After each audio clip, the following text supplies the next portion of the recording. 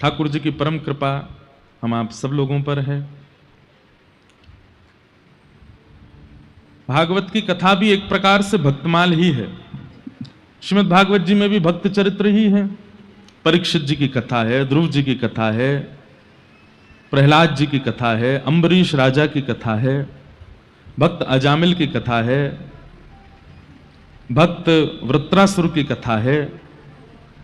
3 दिन तक तो केवल भक्त चरित्र ही चलते हैं, चौथे दिन जाकर के फिर ठाकुर जी के जन्म की कथा आती है। तो श्रीमद् भागवत भी भक्त चरित्र है। एक प्रकार से देखा जाए तो भक्त बिना भगवान अधूरे।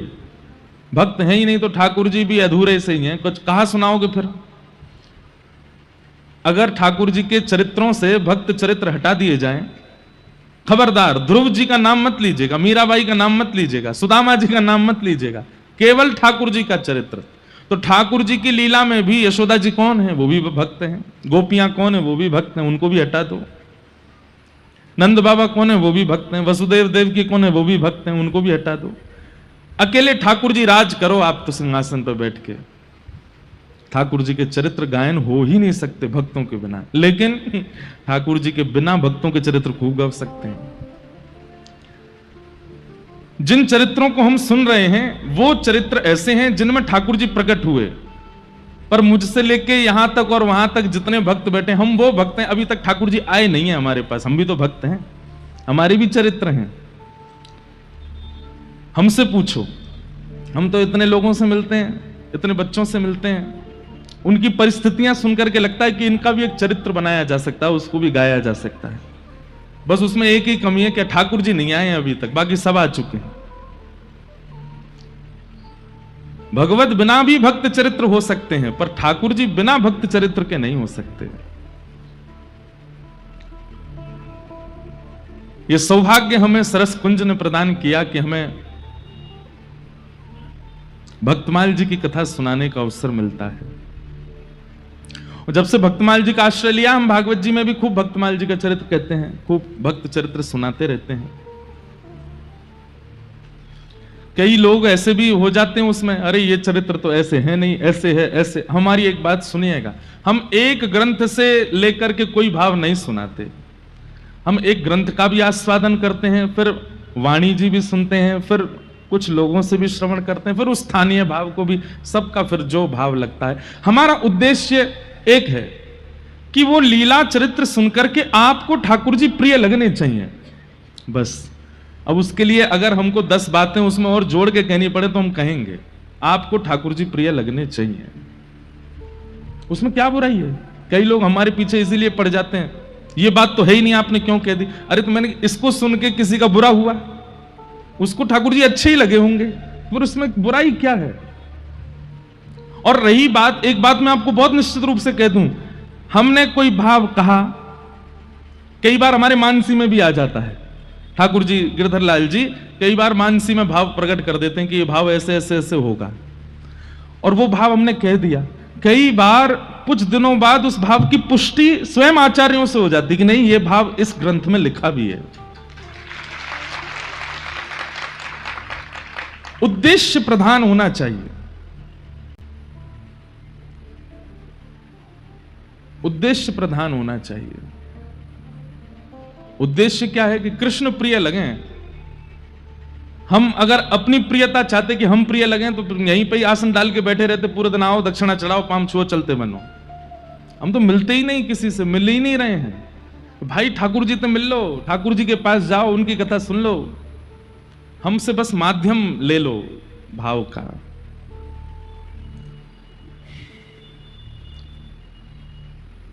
सब भाव हैं, सबको प्रणाम है। लोगों ने जब रामानुजाचार्य जी को नहीं छोड़ा, आचार्य चरणों के समय पर भी उनकी निंदा स्तुति करते रहे, तो हम कौन हैं? हमारे पीछे भी लोग पड़ गए। दीक्षा देने का मन हमने 10 साल बाद बनाया। 10 साल तक हमने दीक्षा ही नहीं दी, और 10 साल बाद जैसे ही मन बनाया कि दीक्षा देंगे, वो भी मन हमने नहीं बनाया, बहुत आग्रह किया, और आग्रह नहीं आज्ञा की आचार्य चरणों ने कि दो। बस दीक्षा का क्रम प्रारंभ नहीं हुआ कि कई लोगों को बहुत बुरा लगा कि ये दीक्षा क्यों दे रहे हैं। अभी भी जयपुर में रोज पूछ रहे हैं, पर अभी हमने कुछ दिन के लिए दीक्षा क्रम स्थगित किया है। अब कई लोग इसमें भी बोले आप क्यों बुरा नहीं मान रहे हैं। हम चाह रहे हैं कि कुछ दिन विश्राम हो, फिर उसके बाद कुछ क्रम करेंगे। सब भाव है, सबको प्रणाम है, सबको वंदन है। बस हम आपसे भी एक बात कहेंगे और अपने हृदय से भी एक बात कहते हैं, उद्देश्य अपना पवित्र रखा कीजिए और बस क्रिया करने लगिए। आपका उद्देश्य यदि पवित्र है तो क्रिया अपने आप पवित्र हो जाएगी। व्यास मंच पर बैठना हमारा उद्देश्य ना तो धन अर्जन है, ना जीव अर्जन है, ना फॉलोअर्स बढ़ाना भी नहीं है, दीक्षा देकर के बहुत शिष्य बनाना भी नहीं है। हमने रजिस्ट्रेशन इसलिए चालू करवाए थे कि भैया कहीं इतनी संख्या में लोग आ गए तो कैसे करेंगे। हमें थोड़ी पता था कि 7.5 लाख लोग रजिस्टर हो जाएंगे उस पर, और उसमें से दीक्षा कितनों को दी? 2,500 लोगों को दीक्षा दी बस, और वो भी एक एक व्यक्ति को बुला करके बड़े आराम से विधिवत रूप से। तब भी हमने कहा था कि हमें तो दीक्षा जीवन भर देनी है, पर आपकी दीक्षा तो एक ही बार होनी है, तो उसमें हम जल्दी क्यों करें, हम तो आराम से ही देंगे ना। और उसमें भी ये हुआ कि महाराज जी पैसे लेके दीक्षा दे रहे हैं, ऐसा कर रहे हैं। सब इन सब भावों से हमारे भाव बड़े धीमे पड़ जाते हैं। लेकिन फिर मन में आता है कि जब आचार्यों को नहीं छोड़ा तो हम तो बहुत छोटे से तिनका हैं, हमारे पीछे पड़ जाएं तो कौन सी बड़ी बात। इसलिए हम मिल भी नहीं रहे हैं और इसीलिए हम दीक्षा भी नहीं दे रहे हैं। तो कुछ समय का अवकाश है, लेकिन जरूरी नहीं है, ये बहुत जल्दी फिर से हम करेंगे क्रम। लेकिन जयपुर में मिलने का क्रम रख रहे हैं। 25 तारीख को जिस दिन कथा विश्राम है उस दिन सुबह 9 बजे यहीं मिलेंगे। यहीं आप लोग सब, कोई बच्चे चित्र बना के लाते हैं, कोई माताएं अपने घर से कुछ बना के खिलाना चाहती हैं, ऐसे सबके भाव होते हैं। हमें एक चीज से बहुत डर लगता है, और हमको किसी से नहीं। एक तो जीवों में छिपकली से लगता है, उसको तो किनारे करो, लेकिन दूसरी हमको एक ही चीज से डर लगता है, और वो है वैष्णव अपराध। आप सब वैष्णव हो, हमारा ना मिलना, आपके बीच में ना आना आपके हृदय को अगर कष्ट पहुंचाएगा तो उसका अपराध मुझे लगेगा। तो इसलिए यह क्रम करेंगे कि हम एक दिन यहीं आसन लगा देंगे, आप लोग आते जाना, प्रेम से मिलते जाना। अध्ययन का समय रहता है सुबह, इसलिए 9 बजे से यहां मिलेंगे और 9 बजे ही हम बैठ जाएंगे और 10:30 बजे तक ही मिलेंगे। उसी बीच में आप लोग जल्दी जल्दी बस अपने भाव जो भी हों लिख करके लिया, जो आपको प्रिय लगता है लाल जी के लिए, हमारे लिए हमको दे देना। दान दक्षिणा की आवश्यकता हमको नहीं है। मंदिरों में विकास होता रहे, वहां की उज्जवलता बनी रहे, मंदिरों की सेवा चल रही, इसलिए वहां की दान पेटियों में खूब दीजिए। हमारे पास तो आप केवल प्रेम और भाव लेके आइए। आपका मुखमंडल देख के हमको पता चल जाता है कि कथा का असर हो रहा है कि नहीं, और वो असर होना चाहिए। तो सब भाव हैं। बस ऐसे ही सरस बिहारी जी से प्रार्थना है कि ऐसे ही भक्त चरित्र सुनाते रहें, ऐसे ही भक्ति भाव सुनाते रहें, ताकि आप सबके जीवन में ठाकुर, जैसे हमारे पास गिरधर लाल जी आ गए, ये कैसे कैसे अनुभव कराते हैं हम कहां बताएं आपको।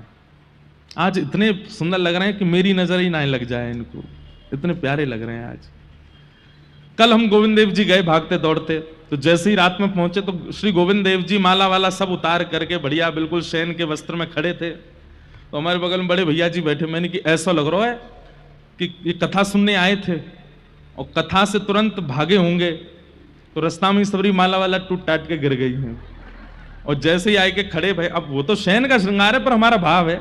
और इतने में ही देखा कि गोविंद देव जी की ये जो इधर वाला पटका था ना, वो पटके का छोड़ किशोरी जी ने ऐसे पकड़ रखा कि कहीं अब नहीं भाग जाए, तो ऐसे पकड़ के खड़ी थी। हम भैया जी से बोले देखो कैसा स्वरूप लग रहा है आज। और संध्या का शयन का दर्शन इतना बढ़िया लगता है गोविंद देव जी, ऐसा लगता है पूरे दिन की मेहनत करके अपना दफ्तर से लौट के आए हों बेचारे, बहुत प्यारे लगते हैं। शयन का पद सुनाया कीजिए श्री गोविंद देव जी को, थक जाते हैं, पूरे दिन खड़े रहते हैं बेचारे भक्तों के सामने। तो ये सब भाव आपके चित्त में प्रकट हो कि जब जब आप किसी स्थिति में जाएं तो वहां स्थिति सामान्य ना लगे, एक लीला लगे, ये कोई लीला प्रकट हुई है। और ये तभी हो सकता है जब सत्संग चित्त में गढ़ करके बैठ जाए। कथाएं सुनने का और कोई औचित्य नहीं है। हमारे आचार्यों के बारे में ये बात कैसे कह दी, ये तो है ही नहीं। हमारे आचार्य के बारे में ये वाली बात ऐसे नहीं, ऐसे कहनी। अरे उद्देश्य तो ये है ना कि चित्त में प्रेम आवे। अगर उस प्रेम को प्रस्तुत करने के लिए कोई रिश्तेदार करवाने जाता है रिश्ता, उनकी बेटी कैसी है? अच्छी है। और क्या, बहुत अच्छी, बहुत पढ़ी लिखी, सब। अब भाई उसको भले ही थोड़ा बहुत पता है, लेकिन अगर अच्छी जगह रिश्ता हो जाए तो 4 बातें और बना के बोल दे तो क्या बुराई।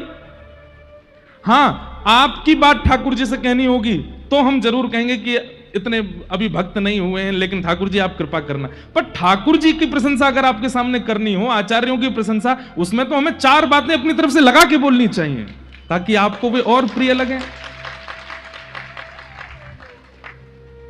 और हमारा उद्देश्य है, हम भाव से कथा कहते हैं, तो आप लोग भाव से सुनो। 2 दिन हमने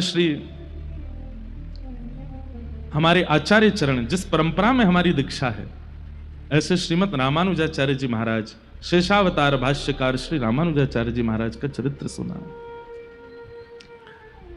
हम सत्य बता रहे हैं, हमारे अंदर जो ये भाव आए हैं ना, ये हमारी आचार्य प्रणाली से ही आए हैं। भले ही हमारे आचार्य चरण और हमारी आचार्य प्रणाली दक्षिण भारत में है, पर उन्हीं की कृपा है। क्योंकि जब आपकी दीक्षा होती है ना, तो आपको एक गुरु का आशीष नहीं मिलता। अस्मदाचार्य पर्यंताम, आदि गुरु से लेकर के और इन तक जितने आचार्य चरण हुए हैं, सबके भाव आपके चित्त में आते हैं, और ये भाव हमारे आचार्य चरणों से ही आए हैं। आज जिनका चरित्र सुनने के लिए हम बैठे हैं, आज कल, और हो सकता है कि ये चरित्र में ही पूरे कथा निकल जाए, श्री राधा कृष्ण अवतार, श्री राधा भाव भावित श्री चैतन्य महाप्रभु, जिनके, और हम बहुत ध्यानपूर्वक कहते हैं, विरह से ओतप्रोत, मैं बोलने भी वाला हूं ना, अभी बोला नहीं है, बोलना भी चाहता हूं तो मेरे रोंगटे खड़े होते हैं। श्री चैतन्य महाप्रभु, जिनकी भाव प्रणाली में ही श्री गोविंद देव जी हैं, श्री गोपीनाथ जी हैं, श्री मदन मोहन जी हैं, श्री राधा रमण जी हैं, श्री जुगल किशोर जी, श्री विनोदी लाल जी हैं, श्री दादा दामोदर जी हैं, जिनके हम दर्शन करते हैं, जिनकी भाव प्रणाली में श्री रूप सनातन गोस्वामी हैं, जिनकी भाव प्रणाली में ही श्री गोपाल भट्ट गोस्वामी, जीव गोस्वामी, लोकनाथ गोस्वामी पाद हैं, ऐसे श्री चैतन्य महाप्रभु। श्री नित्यानंद कृष्ण चैतन्य की भक्ति 10 दिश विस्तरी। श्री नित्यानंद कृष्ण चैतन्य की भक्ति 10 दिश विस्तरी। गौड़ देश पाखंड में टिकियो भजन परायण, करुणा सिंधु कृतज्ञ भय अगणित गतिदायन। 10 धारस आक्रांति महत जन चरण उपासे, नाम लेत निह पाप दुरित तहि नर के नासे। अवतार विदित पूरब मही, उभे देही धारी। श्री नित्यानंद कृष्ण चैतन्य की भक्ति 10 दिश विस्तरी। श्री नित्यानंद कृष्ण चैतन्य की भक्ति 10 दिश विस्तरी। श्री नित्यानंद महाप्रभु और श्री कृष्ण चैतन्य महाप्रभु, सबसे पहली बात तो बहुत गंभीर है ये चरित्र, इसलिए खूब भाव से सुनिएगा और प्रयास कीजिएगा कि आप लोग जहां जब लेट भी आ रहे हैं तो आके बैठ जाएं, और जिनको जाना होता है वो पीछे ही बैठ जाएं। बस भाव से सुनिए। ये विषय अति गंभीर, अति गूढ़ और अति मार्मिक और समझने योग्य है। वैसे तो भक्तमाल जी में कोई भी चरित्र ऐसा है नहीं जो समझने योग्य नहीं है, पर कुछ विशेष ध्यान लगा करके श्री चैतन्य महाप्रभु के चरित्र को सुनिएगा। ले चलते हैं आपको श्री नुकुंज में। चलो पी लो। निकुंज में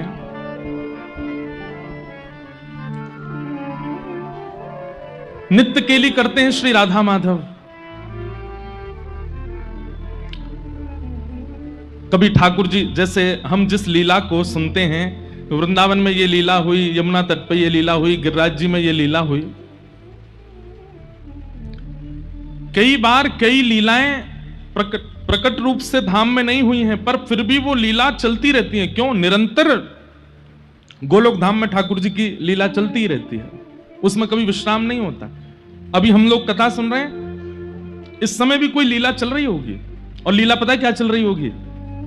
आज छठी उत्सव मनाना होगा निकुंज में, सब सखियां घेर करके ठाकुर जी को छठी मना रही होंगी, और फिर आज छठी उत्सव विश्राम होते ही कल से तैयारियां शुरू होंगी। क्यों? निकुंज में श्री राधाष्टमी मनेगी, श्री किशोरी जी को प्रादुर्भाव होगा। तो एक दिन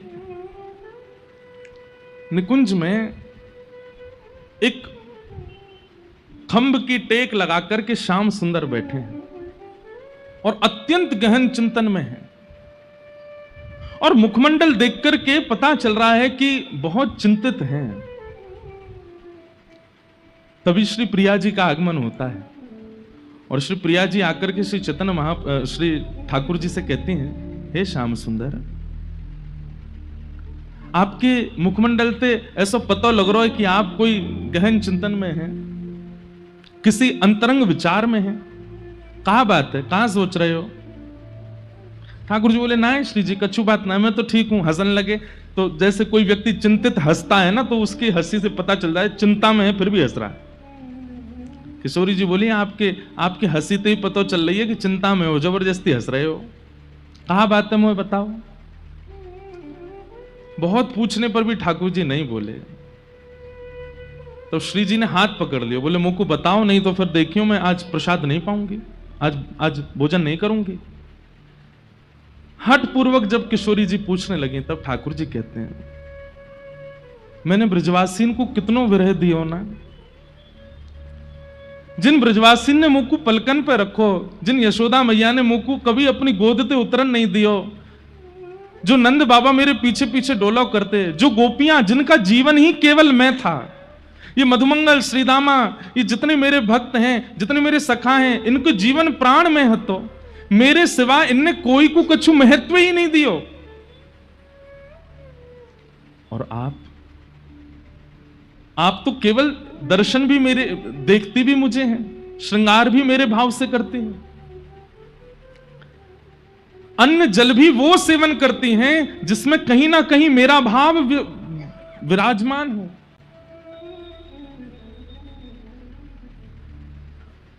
मैंने बहुत विरह दिया।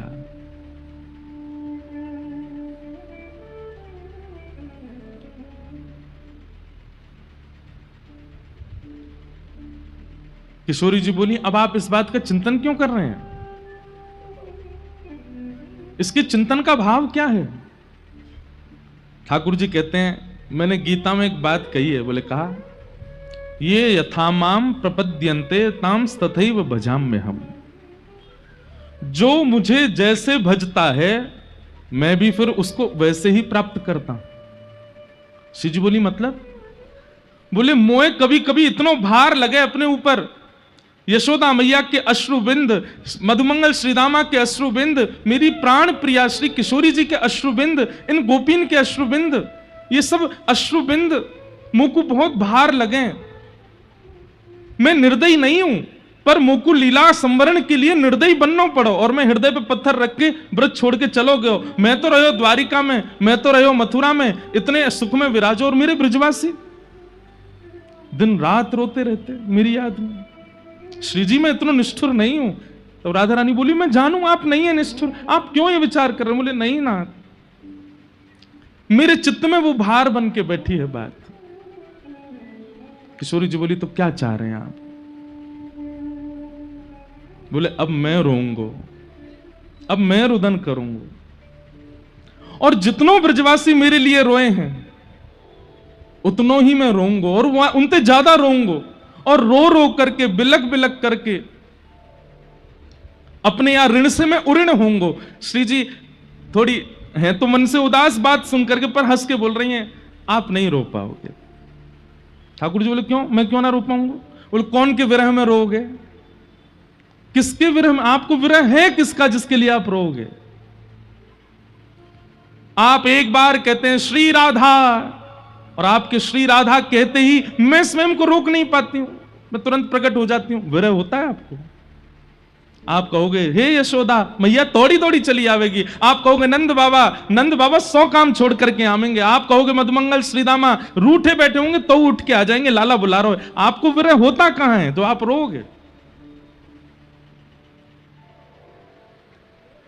ठाकुर जी कहते हैं इसीलिए मैंने कुछ विचार किया है। बोले क्या? किशोरी जी मेरी बात ध्यान से सुनियो। किशोरी जी कह रही हाँ मैं सुन रही हूं, बताओ।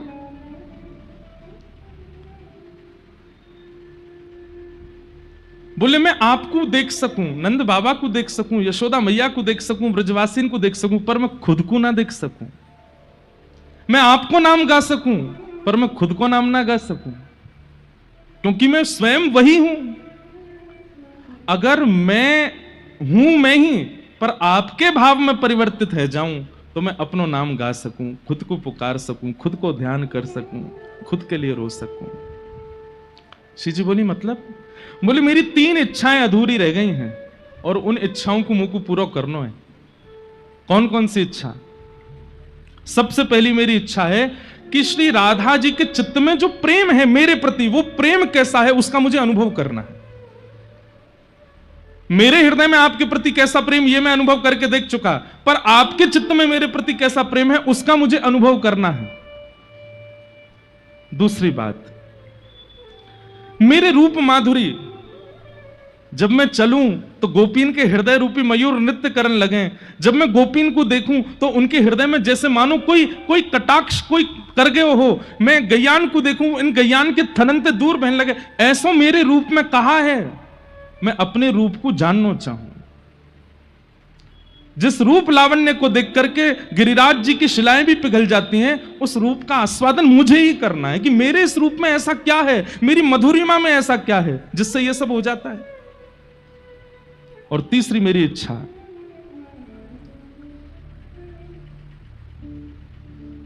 मेरी प्राप्ति होने पर मेरे प्रेमियों को किस सुख का अनुभव होता है वो सुख मुझे अनुभव करना है।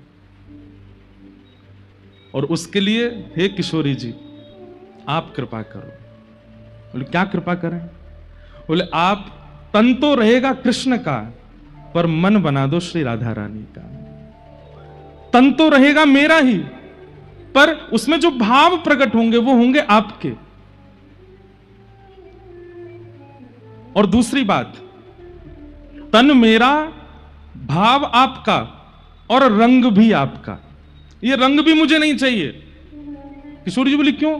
बोले क्योंकि भाव तो आपको आगे हो मेरे अंदर और तन मेरो है, लेकिन जब जब मैं अपने श्याम स्वरूप को देखूंगा तो मुझको विरह नहीं होगा, मुझे याद आ जाएगा ये तो मैं ही हूं।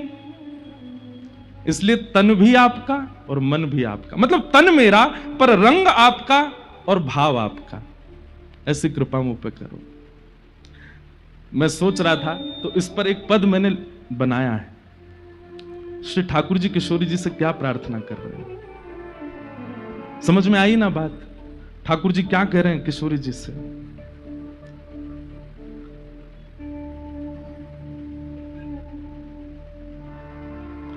प्यारी मोहे, ठाकुर जी गा रहे हैं, अपनो भाव ही दीजे प्यारी मोहे, अपनो भाव प्यारी मोहे, अपनो ही भाव ही दीजे प्यारी मोहे, अपनो। सब लोग गाओ। भाव दे के मोहे कांति हु दीजे, भाव दे के मोहे कांति हु दीजे, भाव दे के मोहे कांति हु दीजे, भाव दे के मोहे कांति दीजे, हे अपनो सो कर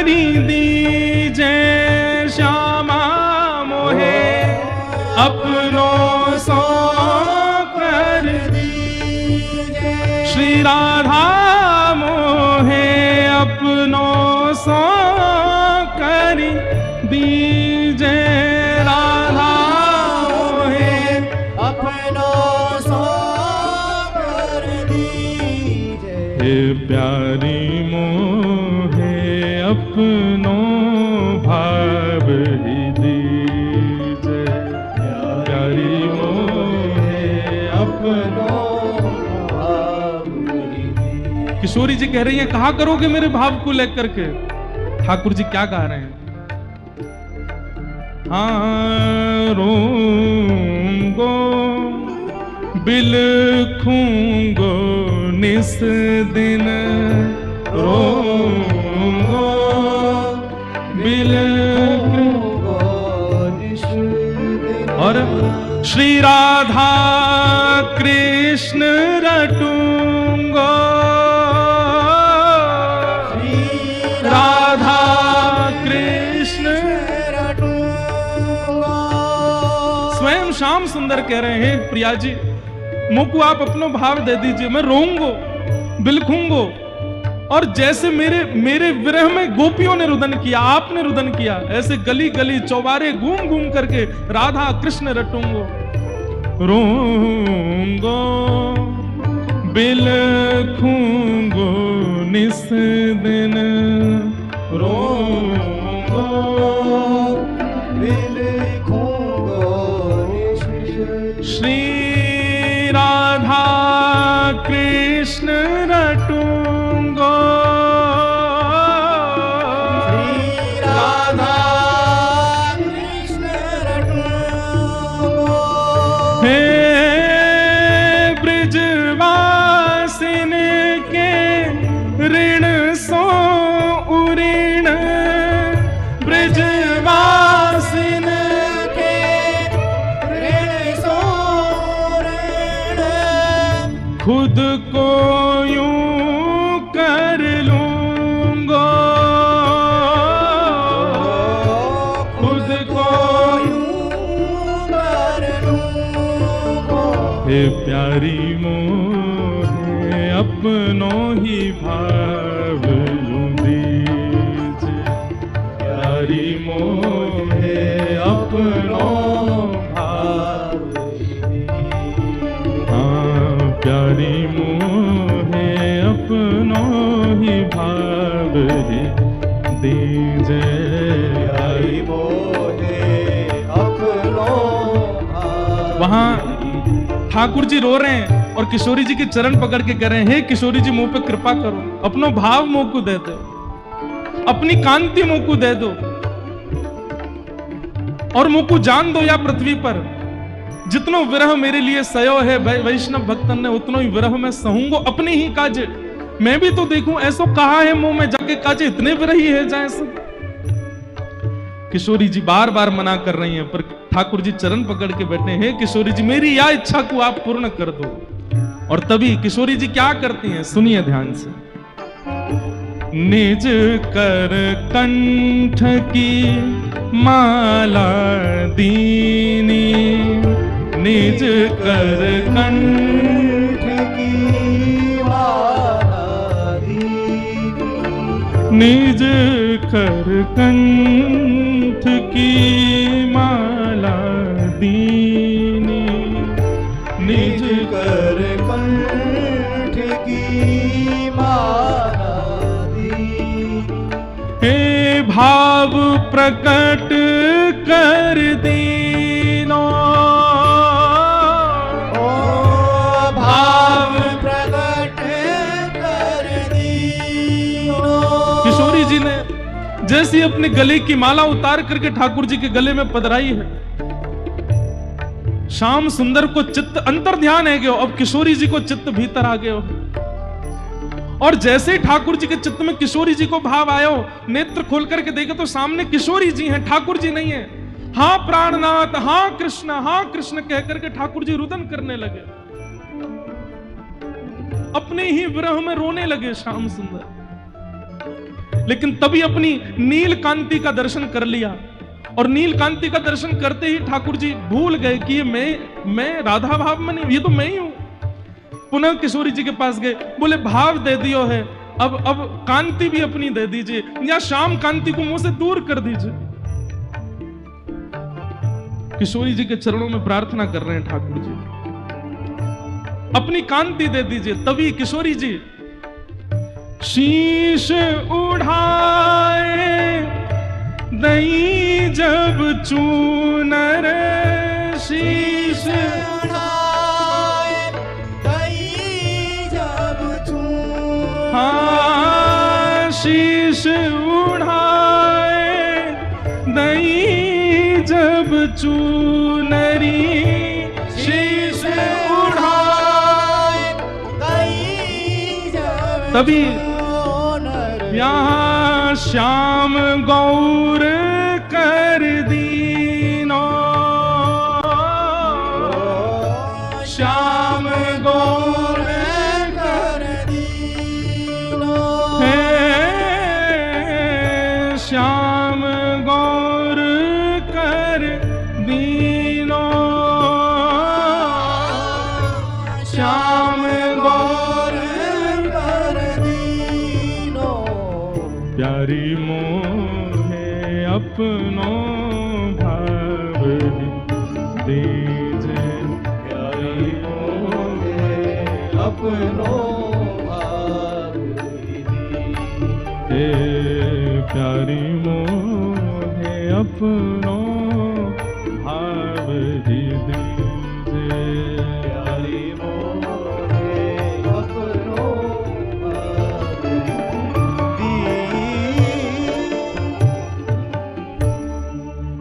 किशोरी जी के चरणों में बैठ करके ठाकुर जी कह रहे हैं अपनो भाव दे दीजिए। किशोरी जी ने अपनी जैसी कंठ की माला पहनाई तो श्री कृष्ण को हृदय अंतर ध्यान और श्री राधा भाव चित्त में प्रकट है गए हो। लेकिन अपनी कांति देख करके ठाकुर जी का विरह नहीं आया। तब चरणों में निवेदन किया ये कांति भी छीन लीजिए। तब किशोरी जी ने अपनी चुनरी उतार करके जैसे ही ठाकुर जी को पहनाई तो गौ कृष्ण गौर कर दीनो, श्याम गौर कर दीनो। जो श्याम सुंदर हैं वही गौर बन करके प्रकट हो गए और वही हैं श्री कृष्ण चैतन्य महाप्रभु। मेरे मन में भाव आ रहे हो कि ये भाव तो कछु हर आचार्य को एक भाव अर्पित करें तो ये भाव यहां आवे तो 1 घंटा पहले लिख के अर्पित कर दियो या हमारे ना मिल लो मैं पूरे दिन क्योंकि मैं कछु ना कछु बना तो रहूं। ठाकुर जी गौर हो गए। भाव भी किशोरी जी का है, कांति भी किशोरी जी की है और अब गुरु भी किशोरी जी हैं। गुरु भी किशोरी जी को माना। भीतर और बाहर दोनों से प्रेमी। और किसके प्रेमी? अपने ही प्रेमी बन गए ठाकुर जी। अपना आस्वादन करना चाहते हैं कि ऐसा क्या है मुझ में जिसके लिए इतने विभोर होते हैं सब, जिसके लिए किशोरी जी ने इतना विरह सहा। अब देखूंगा मैं कि मुझ में ऐसा क्या है जिसके लिए इतना भाव।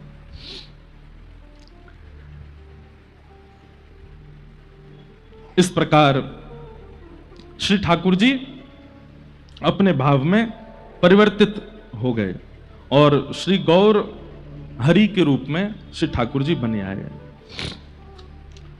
ठाकुर जी को इसे विरह भाव में देख करके जितनी भी वहां पर अष्ट सखियां आदि थी वे सब, ठाकुर जी के सखा आदि भी, वे सब भी आगे बोले कि श्याम सुंदर यदि पृथ्वी पर जाएंगे तो हम भी जाएंगे इनके साथ। कौन संभालेगा?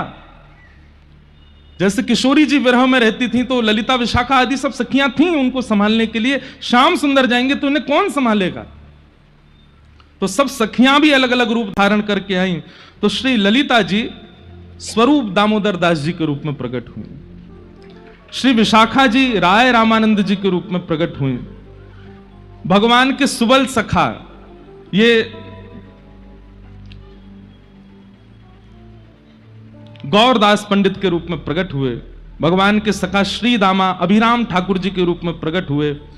और 8 मंजरियां वे अलग अलग 8 आचार्यों के रूप में प्रकट हुई, जिनमें किशोरी जी की जो रूप मंजरी हैं वही श्री रूप गोस्वामी के रूप में प्रकट हुए, जिन्होंने श्री गोविंद देव जी को विराजमान किया।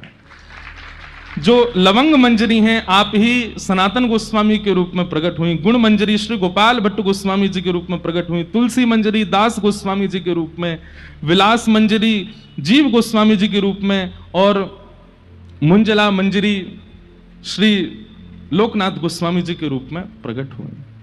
इस प्रकार आदि आदि ये सब किशोरी जी ने भेजे हैं कि जब कृष्ण चैतन्य बनकर के जाएंगे, ये गौर हरि बनकर के जाएंगे और विरह में जब व्याकुल होंगे कौन संभालेगा इनको, आप जाइए। और सब सखी सहचरी सबको भेजा है धराधाम पर, सब आए। अंग कांति और भाव कांति दोनों के मिश्रण से श्री गौर चैतन्य बन गए। अब ठाकुर जी तो चैतन्य भाव में आ गए, अब बस प्रतीक्षा है कि पृथ्वी पर कब आए। तो एक आचार्य चरण हुए हमारे श्री माधवेंद्र पुरी दास, जिनके लिए एक बड़ी प्रसिद्ध कथा आप सब लोग सुनते हैं कि खीर चोरा गोपीनाथ, जिन्होंने खीर चुरा करके अपने गोजा में धर ली थी, ऐसे श्री माधवेंद्र पुरी दास, उनके एक शिष्य हैं श्री अद्वैताचार्य जी। श्री अद्वैताचार्य जी को यह बात पता चली कि श्री ठाकुर जी कृष्ण चैतन्य के रूप में प्रकट होने वाले हैं, लेकिन कब होंगे, विचार कीजिए। श्री अद्वैताचार्य जी गंगा की तट पर शालिग्राम भगवान की सेवा करते हैं और 1 लाख तुलसी रोज चढ़ाते हैं, और 1 लक्ष तुलसी अर्पण करने का एक ही भाव रहता उनके चित्त में, क्या, मेरे गौर हरि कब आएंगे, मेरे श्याम सुंदर कब आएंगे, मेरे प्राणनाथ कब आएंगे। आप जल्दी कृपा करो कि वे अवतरित हों इस धरती पर, जो पाप बढ़ रहा है और जो भाव नष्ट हो रहे हैं लोगों के, उसके प्रादुर्भाव के लिए वे जल्दी प्रकट हों। इसलिए 1 लक्ष तुलसी नित्य चढ़ाते थे और नित्य चढ़ा करके श्री गंगा जी में प्रवाहित कर देते थे कि हे श्री गंगा जी, आप जाकर के सागर में मिलना और सागर से जाकर के श्रीमन नारायण के चरणों में इन तुलसियों को पहुंचा देना और उनसे कहना कि मैं प्रतीक्षा कर रहा हूं, वो कब आएंगे पृथ्वी पर। आपके साथ में श्री हरिदास ठाकुर रहते थे, वे भी इनकी सहभागिता में व्यक्त होते थे, सेवा में रहते थे। कहते हैं श्री अद्वैताचार्य जी इतनी तीव्र वेदना से पुकारते थे कि कभी कभी गोलोक धाम में बैठे बैठे प्रिया प्रियतम का सिंहासन हिलने लग जाता था। तो किशोरी जी कहती थी, हम आपसे पुनः कहें भैया बहुत सावधानी से सुनिएगा, ये बहुत गंभीर और बड़ा भाव में प्रसंग है। किशोरी जी कहती, हे श्याम सुंदर, ऐसा लगे कभी कभी कि जैसे गोलोक में भी कभी कभी भूकंप सो आवे, पृथ्वी पे तो भूकंप सुनो है, पर जा गोलोक में भूकंप आ जाए। ठाकुर जी कहे, हे श्यामा जी, आप बड़ी भोरी हो, या गोलोक धाम में कभी भूकंप ना आयो करे।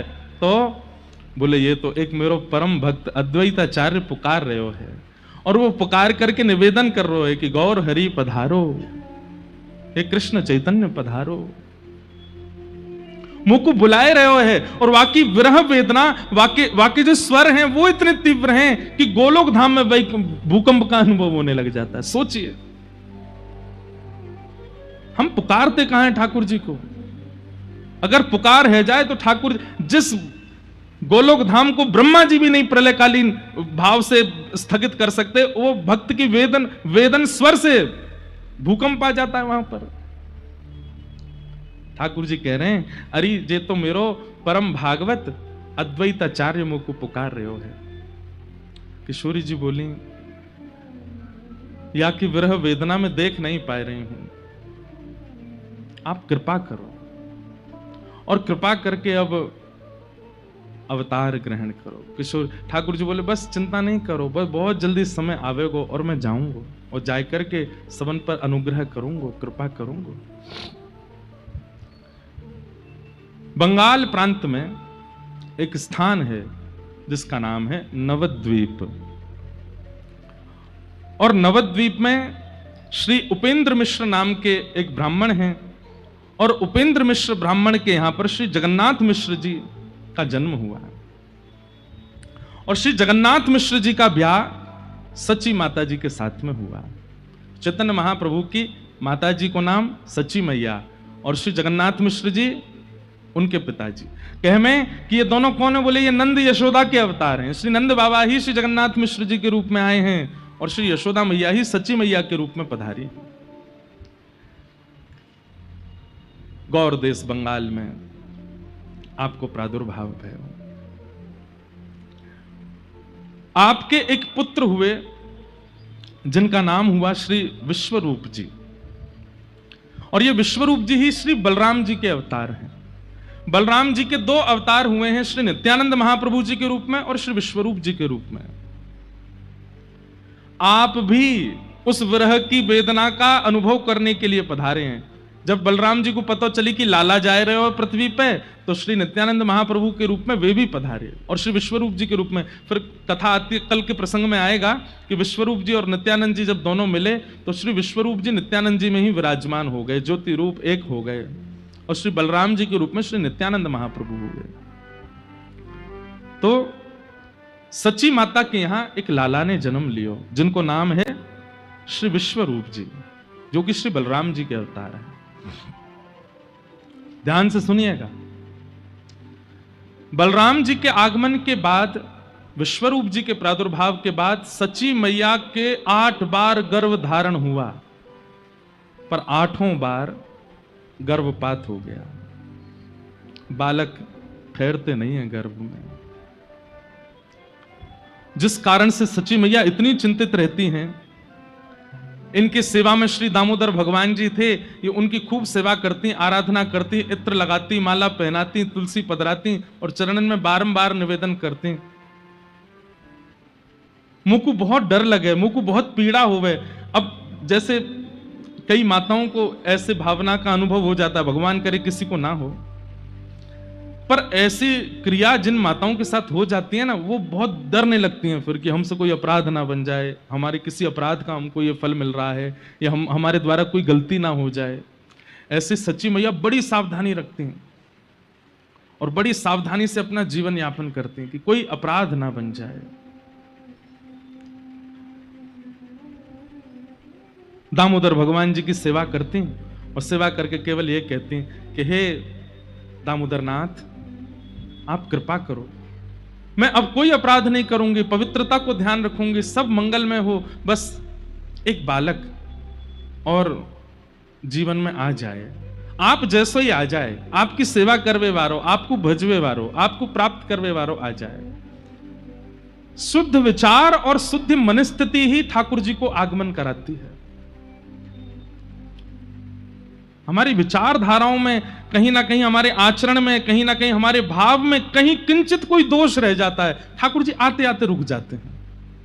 आप कहेंगे तो फिर आप ये क्यों कहते हैं कि ठाकुर जी भक्तवत्सल हैं, ठाकुर जी करुणा सिंधु हैं, वो दोष विचार नहीं करते? ठाकुर जी नहीं करते विचार, पर एक बात जो श्रीमद् भागवत जी में ठाकुर जी गोपियों से कहते हैं कि मैं पुकारने पर इच्छुक तो इतना होता हूं कि दौड़ करके चला जाऊं, पर तभी मुझे विचार आता है कि कहीं दोष युक्त व्यक्ति है और तब भी मैं पहुंच गया तो उसके मन में यह भाव आ जाएगा कि आचार्य चरण तो ऐसे ही बोलते थे कथा में, मैं तो खूब दोषी था फिर भी आ गए ठाकुर जी। आचार्यों की वाणी कहीं मिथ्या ना हो जाए और कहीं उसके मन में यह भावना ना आ जाए कि दोष रहे आवे तो भी ठाकुर जी आ ही जाते हैं, और कहीं उसकी प्रेरणा से और लोग भी दोष युक्त ना रह जाएं। समझ रहे हैं ना बात? इसलिए ठाकुर जी किंचित भाव के दोषों को देख लेते हैं कि कहीं विचार और भावों में तो दोष नहीं है, और विचार और भावों में अन्य अन्य दोष आ भी जाएं तो भी ठाकुर जी आ जाते हैं, पर कहीं मात्सर्य दोष आ जाता है, ईर्ष्या का दोष। एक बात हमारी लिख लीजिएगा कंठीबद्ध होकर के, ईर्ष्या का दोष यदि चित्त में है तो कितनों नाम जप कर लो, कितनों भजन कर लो, कितनों तिलक लगा लो, कितनों गुरु जी के चरण धो धो के पी लो, नहीं मिलेंगे ठाकुर जी। ईर्ष्या दोष ठाकुर जी को प्रिय नहीं है बिल्कुल भी। काम दोष है तो भी ठाकुर जी मिल जाएंगे, क्रोध दोष है तो भी मिल जाएंगे, अन्य अन्य दोषों से युक्त हैं तो भी ठाकुर जी अनुग्रह कर देंगे, पर ईर्ष्या दोष पे नहीं। सच्ची मैया परम पवित्र हैं हृदय से और नित्य श्याम सुंदर को पुकारती हैं। अब देखो एक चीज आपको सब जगह मिलेगी कि आचार्य चरणों की माताओं का जीवन देखो। अब इसमें वुमेन एम्पावरमेंट वाले हमको कहीं घसीट नहीं लें, और पिता को कुछ नहीं करना है, सब हमें ही करना है। आप इस बात को ऐसे क्यों ले जाते हैं? पिता के अथक प्रयास से कुछ नहीं होने वाला। बेटा केवल खाएगा पिएगा सोएगा, पर उसके भीतर अंतरंग का जो निर्माण है वो तो मां के स्वभाव से ही होगा।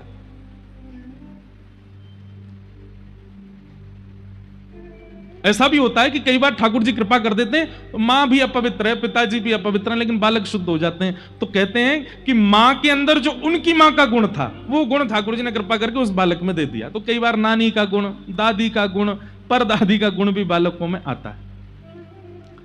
पर यह बात निश्चित है कि आएगा मां से ही। इसलिए मां का पवित्र होना बहुत। कल हम लोग सुन रहे थे कि वहां श्री रामानुजाचार्य जी की माता जी या फिर श्री सतकोप स्वामी जी की माता जी, वो भी ठाकुर जी को देख करके मन में भाव रखते हैं, आप जैसा लाला हो जाए, बस आपकी सेवा करने वाला हो जाए। संतान प्राप्ति में एक नियम तो विशेष ध्यान रखिए, विष्णु आराधनार्थाय। हे गोविंद देव जी, एक लाला दे दो, काय बात को चाहिए, धन वृद्धि करे, बिजनेस बढ़ावे, खूब सारो धन कमा के नहीं, नित्य आपकी सेवा करे, संतन की सेवा करे, भक्तन की सेवा करे, वृंदावन की सेवा करे, गौ आराधना करे। इन भावन से युक्त एक संतान दे दो। देखियो गोविंद देव जी संतान नहीं देंगे, खुद आ जाएंगे, बोले ये सब तो मैं करूंगा। हम मांगते क्या है? धन वर्धन करने वाला हो, व्यापार वर्धन करने वाला हो, वंश वर्धन करने वाला हो। तो फिर ठाकुर जी काने लूले नहीं भेज दें, ले ये नहीं दे, यही करेंगे वंश वर्धन। लेकिन जब ठाकुर जी से कहते हैं कि संत सेवा, हरि सेवा, गौ सेवा, भजन सेवा, सत्संग सेवा, धाम सेवा, इन सब निष्ठाओं से युक्त एक संतान चाहिए, तो कई बार गोविंद देव जी पूछते होंगे, किशोरी जी मैं चलो जाऊं का? क्योंकि यहाँ की भावना में भक्ति है, संतान की कामना भी किसी और कामना सिर्फ इस भाव से। तो ठाकुर जी का मन होने लगता है कि मैं संतान बन के आ जाता हूं, ये मोह तो बढ़िया कोई ना कर सके। सच्ची मैया का चित्त बहुत पवित्र है, और दामोदर भगवान से केवल कहती हैं, और किसी कामना के लिए पुत्र की याचना नहीं कि वो हमारा संस्कार करे या हमारे वंश का वर्धन करे या आदि आदि सब क्रियाओं को क्रियान्वित करे। केवल एक कामना से पुत्र चाहिए, आपका भजन करे, आपको ध्याए, आपको याद करे, आपकी सेवा करे। बस ये भावना पहुंच गई ठाकुर जी तक, और तभी किशोरी जी को ठाकुर जी कहते हैं, मुंह को तो मिल गई मेरी मैया। बोले कौन? बोले सच्ची मैया, नवद्वीप में गंगा के तट पे अपने दामोदर भगवान से यूं कह रही हैं कि आपको भजवे वारो, और मैं यही भाव से तो जानो चाहूं कि मैं खुद को भजूं, देखूं तो सही मेरे भजन में है का। मुंह को तो मेरी मैया मिल गई। किशोरी जी ने दृष्टि करके देखा, हाँ श्याम सुंदर, ये यशोदा मैया ही हैं, वही अवतार धारण करके गई हैं। और श्री जगन्नाथ मिश्र जी ये साक्षात नंद बाबा हैं। और जिस प्रकार एक राजा कभी फकीरी का अनुभव करना चाहता हो तो सिंहासन पर बैठ करके नहीं कर सकता, अपने सिंहासन से उतर करके जाएगा, रूप बदल करके जाएगा, फकीरों के बीच में रूप बदल के बैठेगा, तभी फकीरी का अनुभव होगा। ठीक उसी प्रकार श्याम सुंदर अपनी प्रेम लक्षणा भक्ति, विरहा भक्ति का अनुभव करने के लिए श्री नुकुंज से सबको प्रणाम करके और सच्ची मैया के गर्भ में विराजमान हो गए, पधार गए। अब देखो ध्यान से सुनना, दामोदर भगवान को प्रणाम करके, और बस यही कामना है कि बालक हो जाए, और बस ये प्रणाम करती करती, यही चिंतन करती करती सच्ची मैया सोई, और उसी रात्रि श्री ठाकुर जी उनके गर्भ में पधारे। और जैसे ही गर्भ में आए हैं श्याम सुंदर, सच्ची मैया को स्वप्न आना प्रारंभ हुआ। और आपने स्वप्न में क्या दर्शन किया? स्वप्न में आपने दर्शन किया कि आप श्री जगन्नाथ मिश्र जी के साथ में जगन्नाथपुरी दर्शन करने गए, जगन्नाथ भगवान का दर्शन करने के लिए गए हैं। गरुण स्तंभ के पास में सिंह द्वार से भीतर प्रवेश कर रहे हैं। एक एक भाव सच्ची मैया को दर्शन हो रहे हैं, ये भावना छूटने ना पाए, ध्यान से सुनिएगा।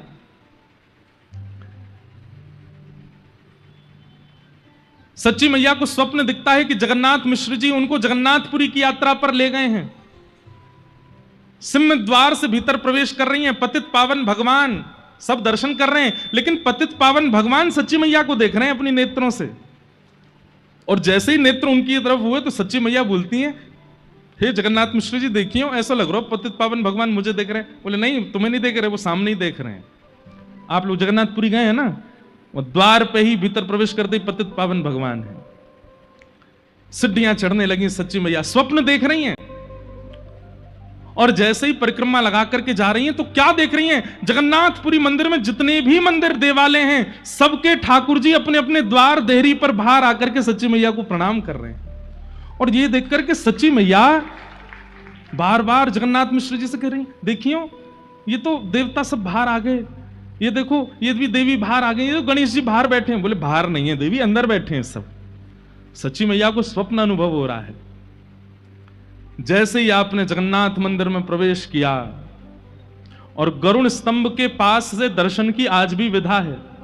गरुण स्तंभ के पास जाकर के जैसे ही सच्ची मैया ने पहले बलभद्र जी को देखा, सुभद्रा जी को देखा, और जैसे ही जगन्नाथ जी को देखा तो जगन्नाथ जी को देखते ही जगन्नाथ जी मंद मंद मुस्काने लगे और मुंह खोल खोल करके बार बार जैसे मानो मैया मैया कहकर के सच्ची मैया को पुकार रहे हूं। और तभी अचानक से विशाल विग्रह श्री जगन्नाथ जी का धीमे धीमे धीमे धीमे छोटा होता चला गया। अचानक से श्री जगन्नाथ जी की भुजाएं प्रकट हो गई, चरण प्रकट हो गए, और नन्हे से गोपाल जी बनकर के ब्रह्म वेदी से उतर करके दोहरियां दौड़ करके आए और सच्ची मैया की गोद में आकर के लिपट गए। ये स्वप्न सच्ची मैया ने देखा। बंधुओं, श्री गौर हरि कौन है? जब लीला संवरण करते हैं श्री चैतन्य महाप्रभु, प्रकट भी श्री जगन्नाथ जी से हो रहे हैं आज सच्ची मैया के पास में। और जब आप लोग सुनेंगे कि श्री चैतन्य महाप्रभु लीला विजय कर गए, तो उस दिन भी सुनेंगे कि दौड़ करके श्री जगन्नाथपुरी मंदिर में प्रवेश करते हैं और गरुड़ स्तंभ के पीछे से दौड़ करके जाते हैं और श्री जगन्नाथ जी में ही विलीन हो जाते हैं। चैतन्य महाप्रभु साक्षात श्री कृष्ण है, कोई अंतर नहीं।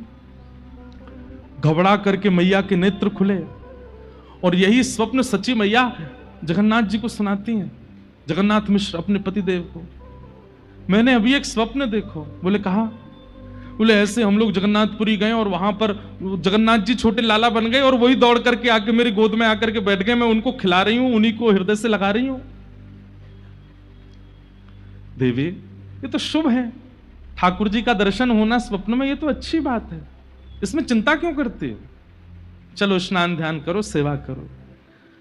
सच्ची मैया स्नान ध्यान कर रही है, लेकिन चिंतन में वही चल रहा है कि जगन्नाथ जी, अच्छा स्नान करके आप जैसे ही बाहर आई तो आपके श्री अंग में वो लक्षण प्रकट होने लगे जो एक गर्भवती माता के होते हैं। आपको पीड़ा जैसी होने लगी, वमन की सी स्थिति बनने लगी। तो आपने जाकर के श्री जगन्नाथ मिश्र जी से कहा कि नहीं, थोड़ा दाई माँ को बुलाओ ना, मुझे कुछ अनुभव हो रहा है। तो जैसे ही दाई माँ आई, आकर के उन्होंने जैसे ही सच्ची मैया की नाड़ी देखी और देख करके तुरंत प्रसन्न होकर के श्री जगन्नाथ मिश्र जी से कहा, बधाई हो, घर में नन्ही किलकारी आवे वारी है। आज सच्ची मैया को गर्भ होने का अनुभव हो रहा है। उसी रात में स्वप्न हुआ, मतलब स्वप्न के द्वारा ही श्री जगन्नाथ जी गर्भ में पधार गए हैं सच्ची मैया के। अब तो स्थिति ये कि सच्ची मैया को खूब सारे अनुभव होने लगे। कभी कभी क्या अनुभव होता है, सुबह उठती हैं और जैसे ही आंगन में देखती हैं तो खूब सारे सुगंधित पुष्प चारों ओर पड़े हैं। सच्ची मैया आकाश की ओर देखती हैं और जैसे तेज धूप उनको लगती है और जैसे वो ऐसे करती, इतने में ही एक बादल आता है और ऊपर आकर के छतरी बनकर के सच्ची मैया के घूमने लगता है। जहां जहां जाती है वो बादल ऊपर ही डोलता है। ये सब अनुभव होने लगे। आप जैसे ही सूर्य नारायण को अर्घ देने जाती हैं, इतने में क्या देखती हैं कि सूर्य के नेत्र प्रकट हो गए, सूर्य की मुस्कान आ गई और सूर्य देव प्रणाम कर रहे हैं, सच्ची मैया को वंदन कर रहे हैं। आप जब गौशाला में जाती हैं तो सारी गाय रम्माना बंद कर देती हैं और सच्ची मैया को देख करके नेत्रों से अश्रुपात करने लगती हैं। क्यों? क्योंकि सबको पता है कि गर्भ में कौन है। इस प्रकार के अनुभव आपको होने लगे। कभी बालक के चरणों के चिन्ह दिखाई देने लगते हैं, कभी सूर्य चंद्र के प्रणाम की भावना आपके चित्त में आने लगती है, कभी बादल छतरी बनकर के घूमने लगते हैं। आप जाकर के श्री जगन्नाथ मिश्र जी से कहती हैं, ये सब अनुभव मुझे हो रहे हैं, तो इन अनुभवों से तुम कहीं व्यथित तो नहीं हो रही हो? सच्ची मैया कितनी व्यथित तो नहीं, पर चित्त में आनंद हो रहा है।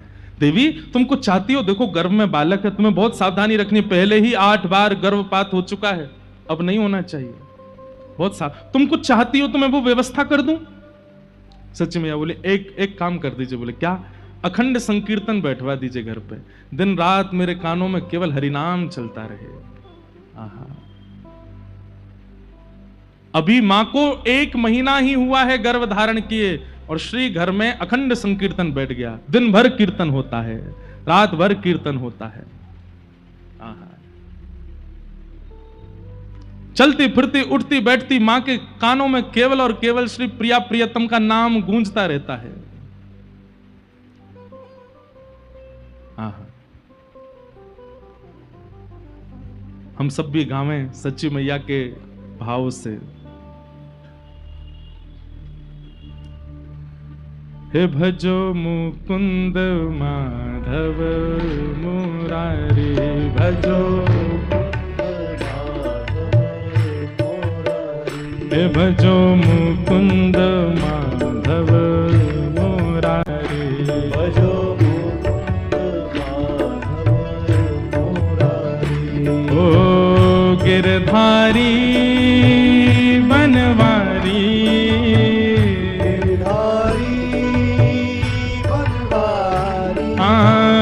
गिरधारी प्यारो बनवारी, गिरधारी प्यारो बनवारी, हे गिरधारी बनवारी, गिरधारी बनवारी, हे गिरधारी बनवारी, गिरधारी बनवारी। ओ गिरधारी प्यारो बनवारी, गिरधारी प्यारो बनवारी। भजो भजो ओ भजो मुकुंद माधव मुरारी, भजो मुकुंद माधव मुरारी, भजो मुकुंद माधव मुरारी।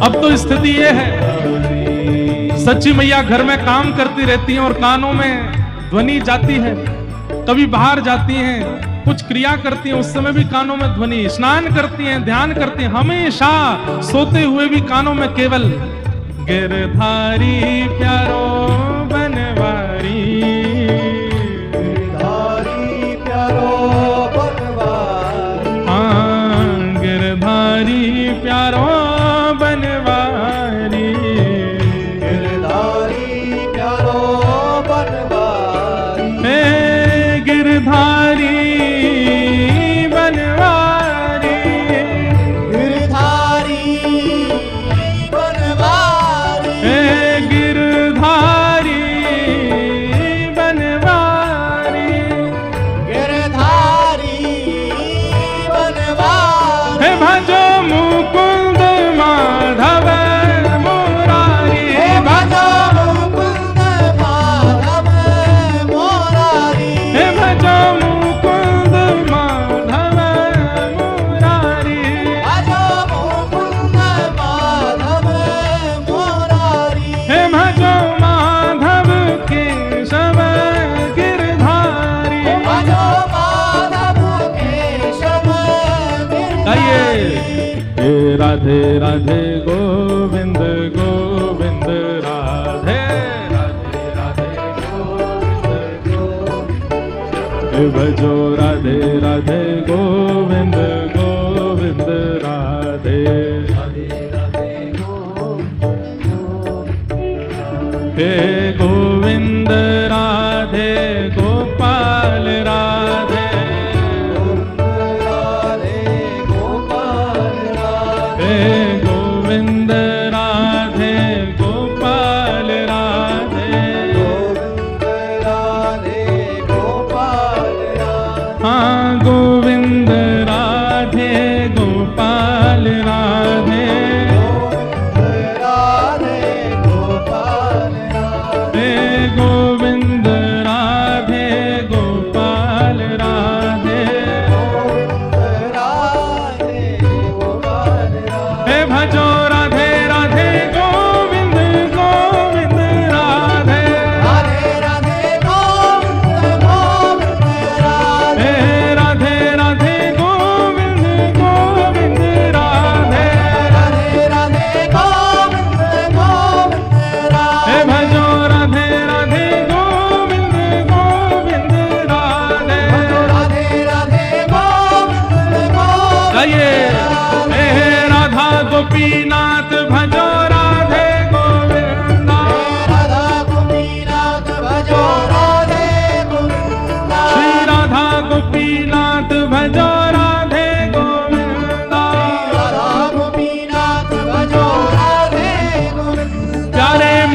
मोहन लाल भजो राधे गोविंदा, मदन मोहन लाल भजो राधे गोविंदा, श्री राधा गोविंद देव भजो राधे गोविंदा, राधा गोविंद देव भजो राधे गोविंदा।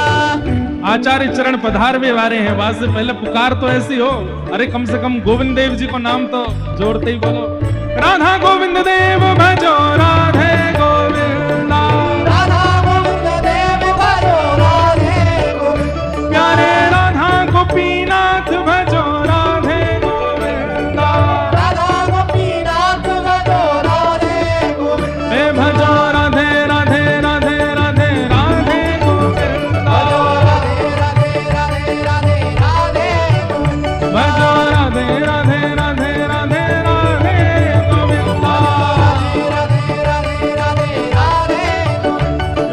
राधे राधे गोविंद गोविंद राधे, राधे राधे गोविंद गोविंद राधे, हे गोविंद राधे गोपाल राधे, हे गोविंद राधे गोपाल राधे, हे भजो गोविंद राधे गोपाल राधे,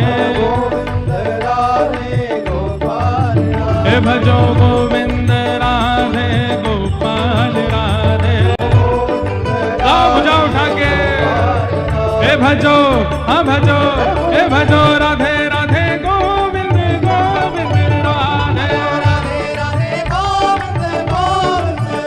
भजो राधे राधे गोविंद गोविंद राधे, हे भजो राधे राधे गोविंद गोविंद राधे, हे भजो राधे राधे गोविंद गोविंद राधे, राधे राधे भजो राधे राधे गोविंद गोविंद राधे, आइए जय गोविंद राधे गोपाल राधे, गोविंद राधे गोपाल राधे, हे भजो हाँ भजो हो भजो राधे राधे गोविंद गोविंद राधे, भज राधे राधे गोविंद गोविंद राधे, हे पूरी जगन्नाथ भजो राधे गोविंद, पूरी जगन्नाथ भजो राधे गोविंदा,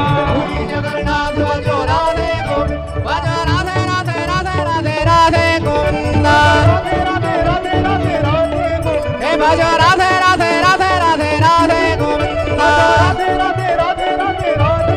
हे भजो हे भजो हे भजो पूरी जगन्नाथ भजो राधे गोविंदा, हे भजो राधे राधे राधे राधे राधे गोविंदा, हे राधे राधे राधे राधे राधे गोविंदा, हे राधे राधे राधे राधे राधे गोविंदा, हे हरि बोल हरि बोल हरि बोल हरि बोल हरि बोल हरि बोल हरि बोल हरि बोल हरि बोल हरि बोल हरि बोल हरि बोल हरि बोल हरि बोल हरि बोल,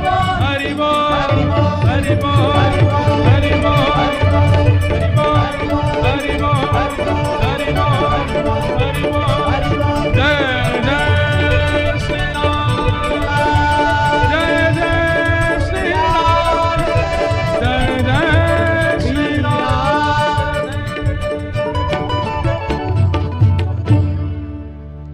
मैया तेरे पाँव पड़ूं एक बार हरि बोल, मैया तेरे पाँव पड़ूं एक बार हरि बोल, भैया तेरे पाँव पड़ूं एक बार हरि बोल, भैया तेरे पाँव पड़ूं एक बार हरि हरि बोल मुकुंद माधव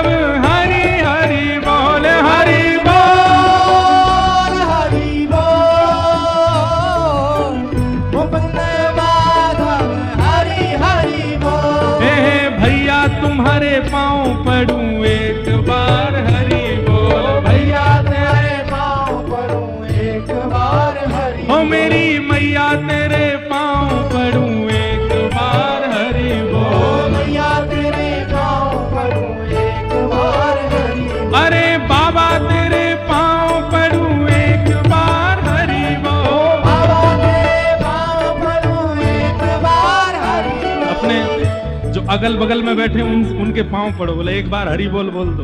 ए मैया तेरे पाँव पड़ूं एक बार हरि बोल। भैया तेरे पाँव पड़ूं एक बार हरि बोल। ए बाबा तेरे पाँव पड़ूं एक बार हरि बोल। तेरे पाँव पड़ूं एक कैसे? ए हरि बोल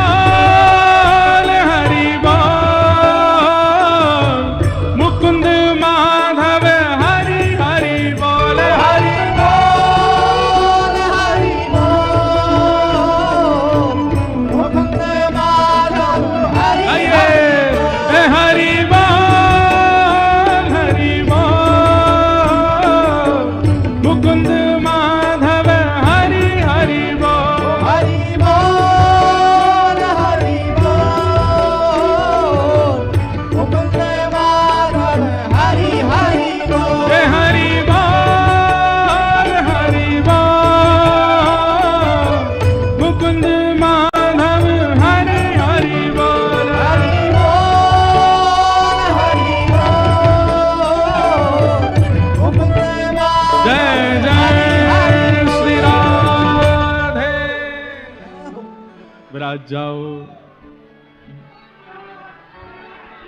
जय बैठो, बैठ जाओ बैठ जाओ बैठ जाओ। ऐसे नाम संकीर्तन होता है और चलते फिरते उठते बैठते खाते पीते नाचते रहती हैं श्री सच्ची मैया। भोजन भी बनाती हैं तो भी हरि बोल हरि बोल हरि बोल। स्नान भी करती हैं तो हरि बोल। वस्त्र धारण करती हैं तो हरि बोल। कोई भी क्रिया कर रही हैं। और उस परिस्थिति में जब गर्भ में बालक है, 13 महीने तक गर्भ में रहे गौर हरि चैतन्य महाप्रभु। यहां पर सच्ची मैया की स्थिति तो ऐसी है कि बस कीर्तन सुनती हैं और नृत्य करती रहती हैं। और यहां नवद्वीप से थोड़ी ही दूरी पर शांतिपुर नाम का एक ग्राम है, जहां गंगा जी के तट पर अद्वैत जो बुला रहे हैं चैतन्य महाप्रभु को, पुकार रहे हैं। श्री अद्वैताचार्य जी रोते हैं और नित्य पुकारते हैं, हे प्रभु कब आएंगे आप, कब आएंगे आप, हे गौर हरि कब कृपा करेंगे आप। आप नित्य 1 लाख तुलसी अर्पित करते थे, हम सुन रहे थे अभी। और नित्य के भांति उन 1 लाख तुलसियों को पहले ठाकुर जी पर अर्पण करते, फिर उन सब 1 लाख तुलसियों को लेके जाते, एक एक गंगा जी में डालते कि आप जाके समुद्र में जब मिलें तो क्षीर सागर में ठाकुर जी के चरणों में कहना कि वो आमे। लेकिन आज जैसे ही अद्वैत प्रभु गंगा जी के तट पर गए, बगल में ठाकुरदास बैठे हैं, श्री हरिदास ठाकुर बैठे हैं, और तभी आप जैसे ही तुलसी अर्पण करने लगे, पुष्प अर्पण करने लगे, तो शांतिपुर से वो पुष्प और तुलसी आगे की ओर न जाकर के पीछे की ओर जाने लगे। मतलब धारा इधर की है। गंगा जी नवद्वीप से आ रही हैं, कहां? शांतिपुर, और शांतिपुर से आगे गंगा सागर में जा रही हैं। लेकिन आज जब तुलसी और पुष्प अर्पण कर रहे हैं तो गंगा जी की धारा तो इधर की है, लेकिन तुलसी और पुष्प वे उल्टे जा रहे हैं, पीछे की ओर प्रस्थान कर रहे हैं।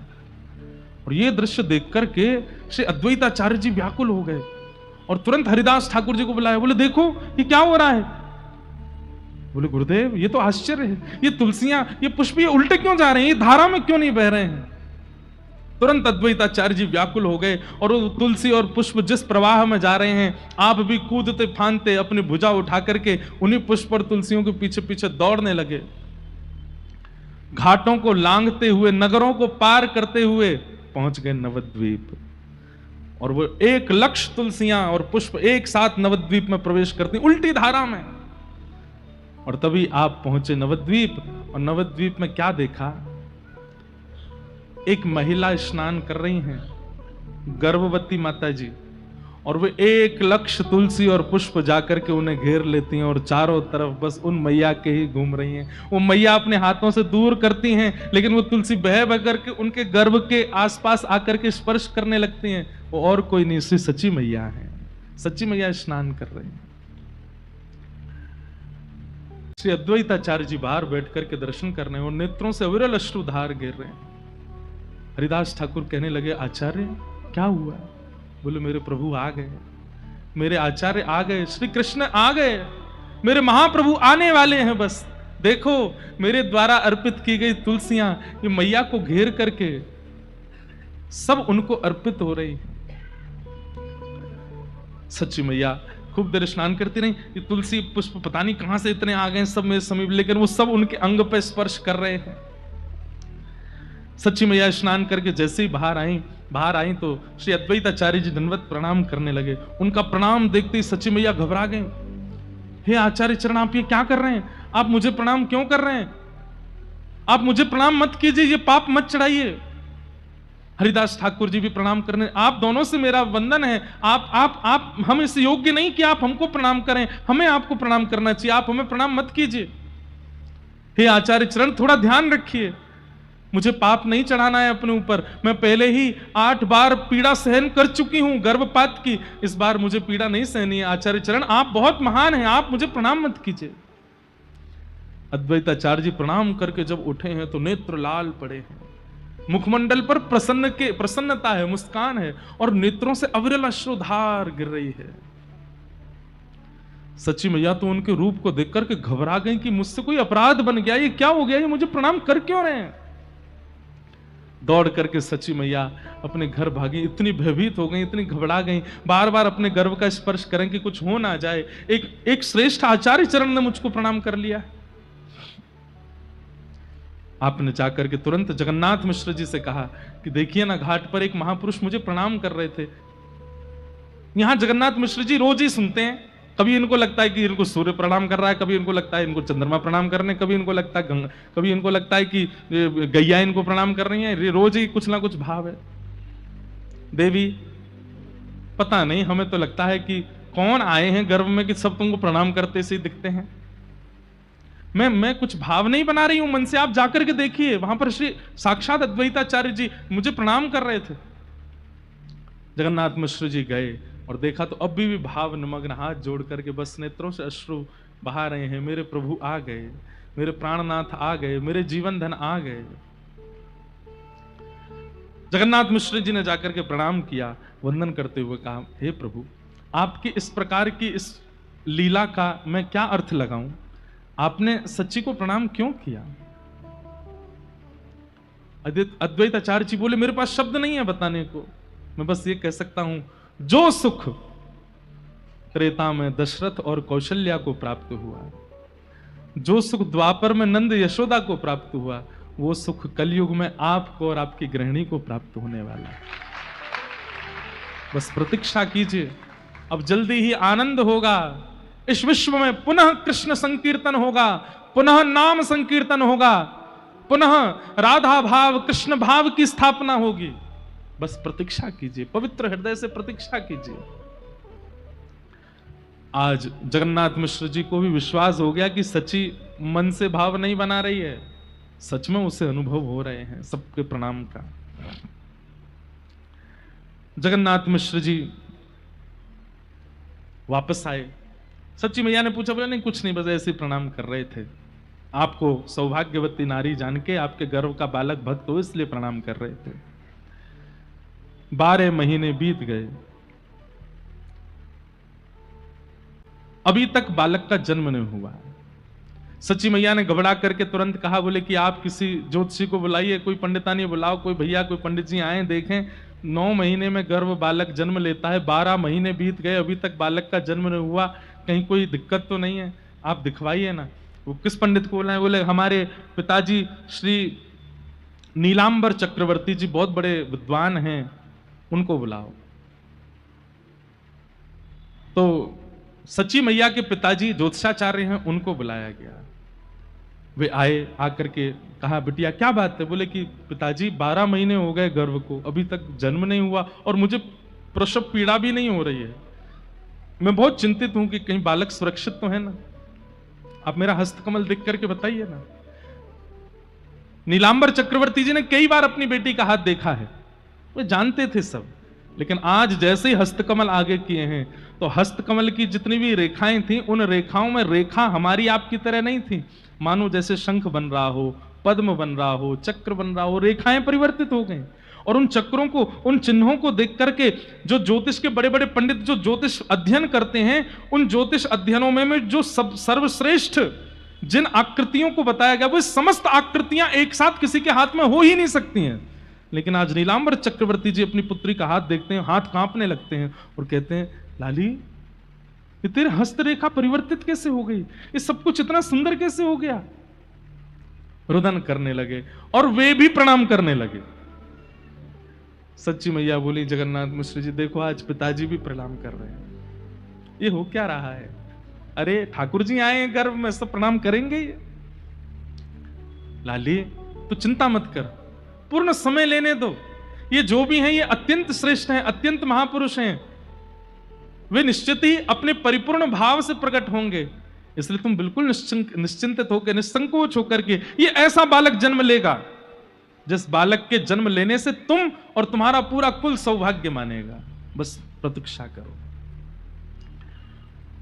धीरे धीरे धीरे 13वां महीना प्रारंभ हुआ और धीमे धीमे आ रही है होली, यानी कि फाल्गुन का महीना।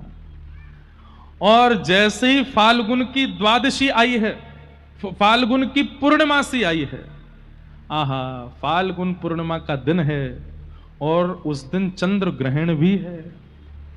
चंद्र ग्रहण भी है। कहते हैं ग्रहण काल में किया गया कोई भी भजन, कोई भी उत्सव, कोई भी मंत्र उच्चारण, वो इतना फल देता है जितना उसके अनुष्ठान, और वो सर्वश्रेष्ठ अनुष्ठान क्या बोलते हैं उसको, क्या, पुरुषण करने से जो फल प्राप्त होता है वो ग्रहण काल में एक बार मंत्र बोलने मात्र से हो जाता है। कितना सुंदर भाव प्रस्तुत करते हैं आचार्य चरण कि श्री चैतन्य महाप्रभु शरद पूर्णिमा को ही क्यों प्रकट हुए। सबसे पहली बात, क्योंकि वे श्री राधा भाव युक्त होकर के आए हैं और पूर्णिमा ही वो रात्रि है जिस रात्रि में श्री ठाकुर जी गोपियों को और श्री किशोरी जी को रास का अनुभव कराते हैं। तो सबसे पहली बात पूर्णिमा चुनने का यह कारण है।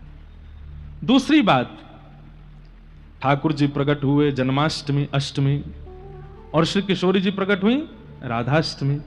8 और 8 दोनों एक हुए, कितने हुए 16, और 16वें दिन आती है पूर्णिमा।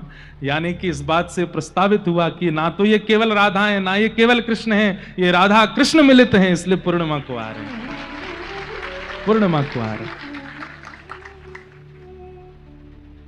पूर्णिमा, उसमें भी फाल्गुन महीना क्यों चुना? बोले भैया साल भर तो कन्हैया को रंग चढ़े सबन पे, ये एकमात्र होली है जहां दिन किशोरी जी को रंग चढ़े श्याम सुंदर पे। तो आज ठाकुर जी इस बात को प्रस्तुत करने के लिए कि मैं अपने वर्ण में नहीं आया हूं, किशोरी जी ने मुंह पर रंग डारो है अपनो, या हमारे श्री फाल्गुन पूर्णिमा के दिन गौर प्रकट हुए हैं। आज ठाकुर प्रकट होकर के चैतन्य महाप्रभु कह रहे मेरो वर्ण नहीं है, किशोरी जी ने रंग लगा के भेजो मुंह को, आज वे जीती है मैं हारो हूं, या हमारे पूर्णिमा को प्रकट भय। अच्छा एक बात और, पूर्णिमा पर श्री चैतन्य महाप्रभु प्रकट हुए। आप आचार्यों के जितने भी उत्सव देखेंगे या तो एकादशी को होते होंगे या द्वादशी को होते होंगे, ठाकुर जी के उत्सव देखोगे तो अष्टमी को होते होंगे, नवमी को होते होंगे। आचार्य उत्सव ज्यादातर एकादशी और द्वादशी, तिरोभाव और प्राकट्य दोनों, और ठाकुर जी के उत्सव अष्टमी और नवमी। लेकिन कुछ गिने चुने ही हैं जो पूर्णिमा को आए हैं, उनमें से पहले हैं श्री चैतन्य महाप्रभु, और दूसरे बताएं श्री राधा रमण लाल प्रभु, वे भी पूर्णिमा को आए हैं, बुद्ध पूर्णिमा। और एक बात और बता दें, हाँ निम्बार्क भगवान भी पूर्णिमा को, जय हो पलसाना वाले महाराज जी। बहुत गिने चुने होंगे। और एक आपकी राजस्थान की लाली, कौन, मीराबाई, शरद पूर्णिमा को। मतलब एक बात तो स्पष्ट हो जाएगी, प्रेम रस से युक्त जितने भी आए हैं पृथ्वी पर वो पूर्णिमा को ही आए हैं। पूर्णिमा को ही प्रकट हुए हैं, चाहे वो भगवान हो राधा रमन लाल, चाहे वो भक्त हो, प्रेमी जितने भी भाई। ऐसा नहीं है कि आप एकादशी वालों को कुछ नहीं समझो, अष्टमी नवमी वालों को कुछ नहीं समझो, पर हाँ पूर्णिमा के दिन तो एक बार से ये कहते हैं तो अत्यंत प्रेम युक्त होकर के आए हैं सब पूर्णिमा को पधारे। तो फाल्गुन की पूर्णिमा को ग्रहण लगने वाला है, संध्या के यही समय हुआ है जिस समय पर अभी हम बैठे हैं, लगभग 6:30-7 बजे के बीच का समय है। ग्रहण लगने वाला, ग्रहण से पहले सूतक होता है और सूतक के बाद जैसे ही ग्रहण लगता है तुरंत सब आचार्य चरण जाते हैं, स्नान करके और नदी के तट पर बैठ करके अपने अपने नाम जप आदि में लग जाते हैं। सच्ची मैया का घर बिल्कुल गंगा जी के तट पे है और पूरा दिन व्यतीत हो गया। जैसे ही सूर्य अस्ताचल को गए हैं, चंद्रमा प्रकट होने वाले हैं ना, तो अब देखो राम जी आए तो पक्षधर हो गए, सूर्य को ही सारा मौका दिया, ठाकुर जी आए तो पक्षधर हो गए, चंद्रमा को ही मौका दिया, लेकिन एक तो हमारी श्री बरसाने वाली वृंदावनेश्वरी राधा रानी, इन दोनों को मौका दिया। सुबह सुबह होती हैं जब ब्रह्म मुहूर्त सूर्य उदयमान हो रहे हैं। और एक श्री चैतन्य महाप्रभु, ये भी ऐसे काल में हुए कि सूर्य चंद्र दोनों आकाश में, सूर्य अस्ताचल को जा रहे हैं, चंद्र उदित हो रहे हैं। बड़े बड़े ऋषि, बड़े बड़े महातपी, बड़े बड़े योगी, बड़े बड़े ध्यानी, बड़े बड़े नाम जापक सब आ गए गंगा के तट पर और सब ने जैसे ही देखा ग्रहण शुरू होने वाला, उसी समय डुबकी लगा लगा करके सब अपने अपने पुष्करण में बैठ गए हैं। और ठीक उसी काल में, उसी नक्षत्र में, यहां बाहर सब चारों ओर से सच्ची मैया का घर घिरा हुआ है नाम जापकों से। और उसी काल में श्री सच्ची मैया के गर्भ से साक्षात राधा भाव विहित साक्षात कृष्ण तन श्री चैतन्य महाप्रभु का प्रादुर्भाव हुआ है। बोलो आचार्य चरण की, श्री महाप्रभु कृष्ण चैतन्य की जय। जय श्री राम। निताई गौर हरि, निताई गौर हरि, निताई गौर हरि। आप सबने तो जय जयकार करी, लेकिन वहां क्या हुआ? जैसे ही ग्रहण लगा है और जितने ही आचार्य सब बाहर बैठे हैं अपनी अपनी मालाएं लेकर के, कोई देवी का ध्यान धर रहा है, कोई शंकर जी का ध्यान धर रहा है, कोई नारायण का ध्यान धर रहे हैं, कोई किसी का ध्यान धर रहे हैं, अपने अपने इष्टों का ध्यान धरने के लिए बैठे हैं। ग्रहण शुरू होते ही यहां पर चैतन्य महाप्रभु प्रकट हुए हैं, सच्ची मैया के गर्भ से प्रकट होते ही यहां तो प्रकट हुए ही, जितने भी बाहर बैठे थे उन सबके नाम में जो जो उनके इष्ट हैं वो प्रकट होने लगे। शंकर जी प्रकट हो गए, देवी प्रकट हो गई, नारायण प्रकट हो गए, लक्ष्मी प्रकट हो गई। मानो जीवन भर जितना भी उन्होंने जब तप किया सबका फल मिल गया। आज ठाकुर जी प्रकट होकर के दर्शन देने लगे, लेकिन थोड़ी ही देर में देवी अंतर ध्यान हो गई, महादेव अंतर ध्यान हो गए, ठाकुर जी अंतर ध्यान हो गए, नारायण अंतर ध्यान हो गए और सबके नेत्रों में एक गौर प्रकट हो गए, साक्षात चैतन्य प्रकट हो गए। वही चैतन्य महाप्रभु सबके चित्त में दृष्टि गोचर होने लगे और सब आनंद करने लगे। दौड़ से दूर से दौड़े आ रहे हैं कौन? अद्वैताचार्य जी नगाड़े बजाते हुए, शंखनाद करते हुए, श्री हरिदास ठाकुर जी नृत्य करते हुए आ रहे हैं। सब आचार्य जहां जहां थे सब दौड़ दौड़ करके आए हैं और आकर के श्री सच्ची मैया के घर पधारे हैं। और तभी देखते हैं आज कृष्ण गौर बन करके आए हैं, सच्ची मैया की गोद में लेटे हैं, सुंदर आनंद हो रहा है। आहा। हमारे सरस निकुंज की एक विशेषता बताएं, यहां पर स्वयं आचार्यों ने प्रकट होकर के अपने उत्सव मनवाए हैं। जिस प्रकार रेवासा में आचार्यों ने प्रकट होकर के नाभाजी से अपने चरित्र लिखवाए हैं, ऐसे ही यहां के सरस कुंज में श्री सरस माधुरी जी के आज्ञा देकर के और आचार्य चरणों को आज्ञा देकर के सब आचार्यों ने अपने उत्सव मनवाए हैं। तभी चैतन्य महाप्रभु भी प्रकट हुए सरस निकुंज में और आचार्य चरण को आज्ञा करते हैं कि हमारे जन्म की बधाई भी गाइए, हमारे जन्म का उत्सव भी मनाइए। इसलिए सब आचार्यों के उत्सव सरस निकुंज में मनाए जाते हैं। उस दिन जब यहां जन्माष्टमी थी, अब भाई हम 2-3 बधाई गाएंगे, सब लोग गाइए प्रेम से, हाँ, क्योंकि आज की बधाई में आप नहीं, श्री गोविंद देव जी भी झूमेंगे, आज की बधाई में गोपीनाथ जी भी झूमेंगे, आज की बधाई में सबरे जितने हमारे गौड़िया वैष्णव परंपरा के सब ठाकुर हैं सब झूमेंगे। क्यों? क्योंकि आज आचार्य चरण प्रकट भय हैं। आहा, रंग बधाइयाँ हो श्री जगन्नाथ के दरबार।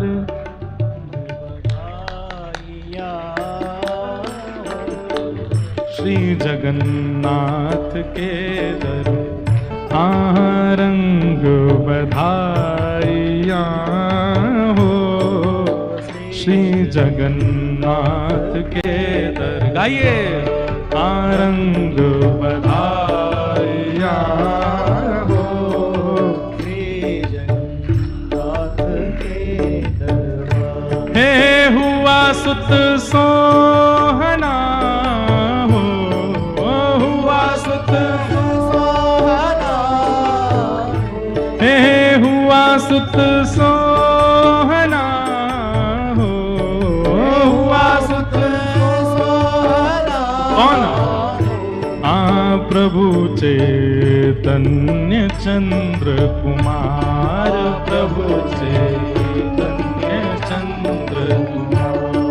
मुदित मन माता सची देवी, मुदित मन माता सची देवी। हे मुदित मन माता सची देवी, मुदित मन माता सची देवी। और निरख लाला के जाए बलिहार, निरख मुख लाल के बलिहार, निरख मुख लाल के बलिहार, निरख मुख लाल के बलिहार। लिए सुत मोद गोदी में, लिए सुत मोद गोदी में, लिए सुत मोद गोदी में, लिए सुत मोद गोदी में।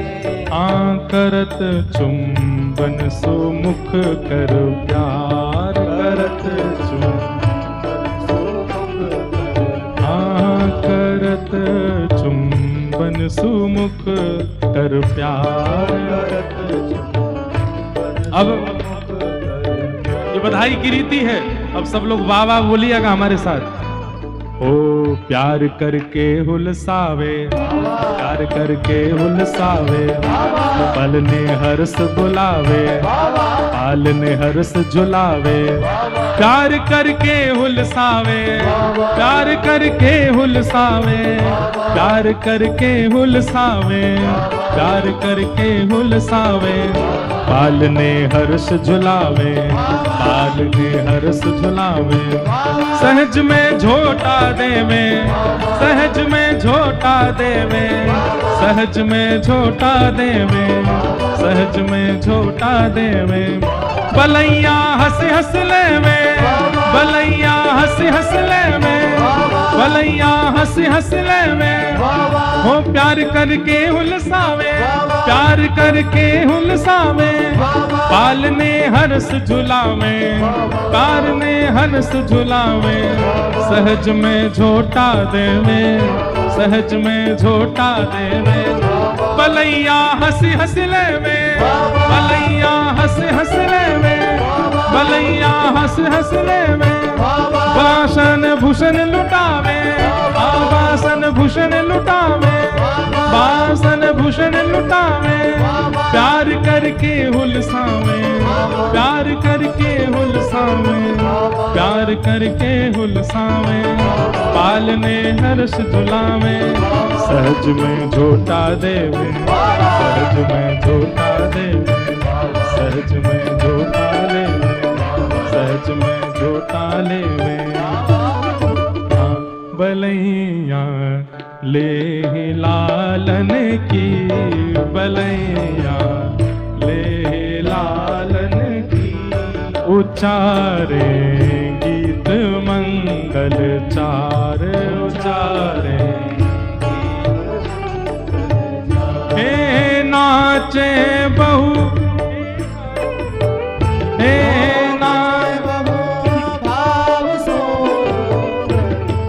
नाचे बहु भाव सो सुंदर, नाचे भव बसन भूषण सुहागन हार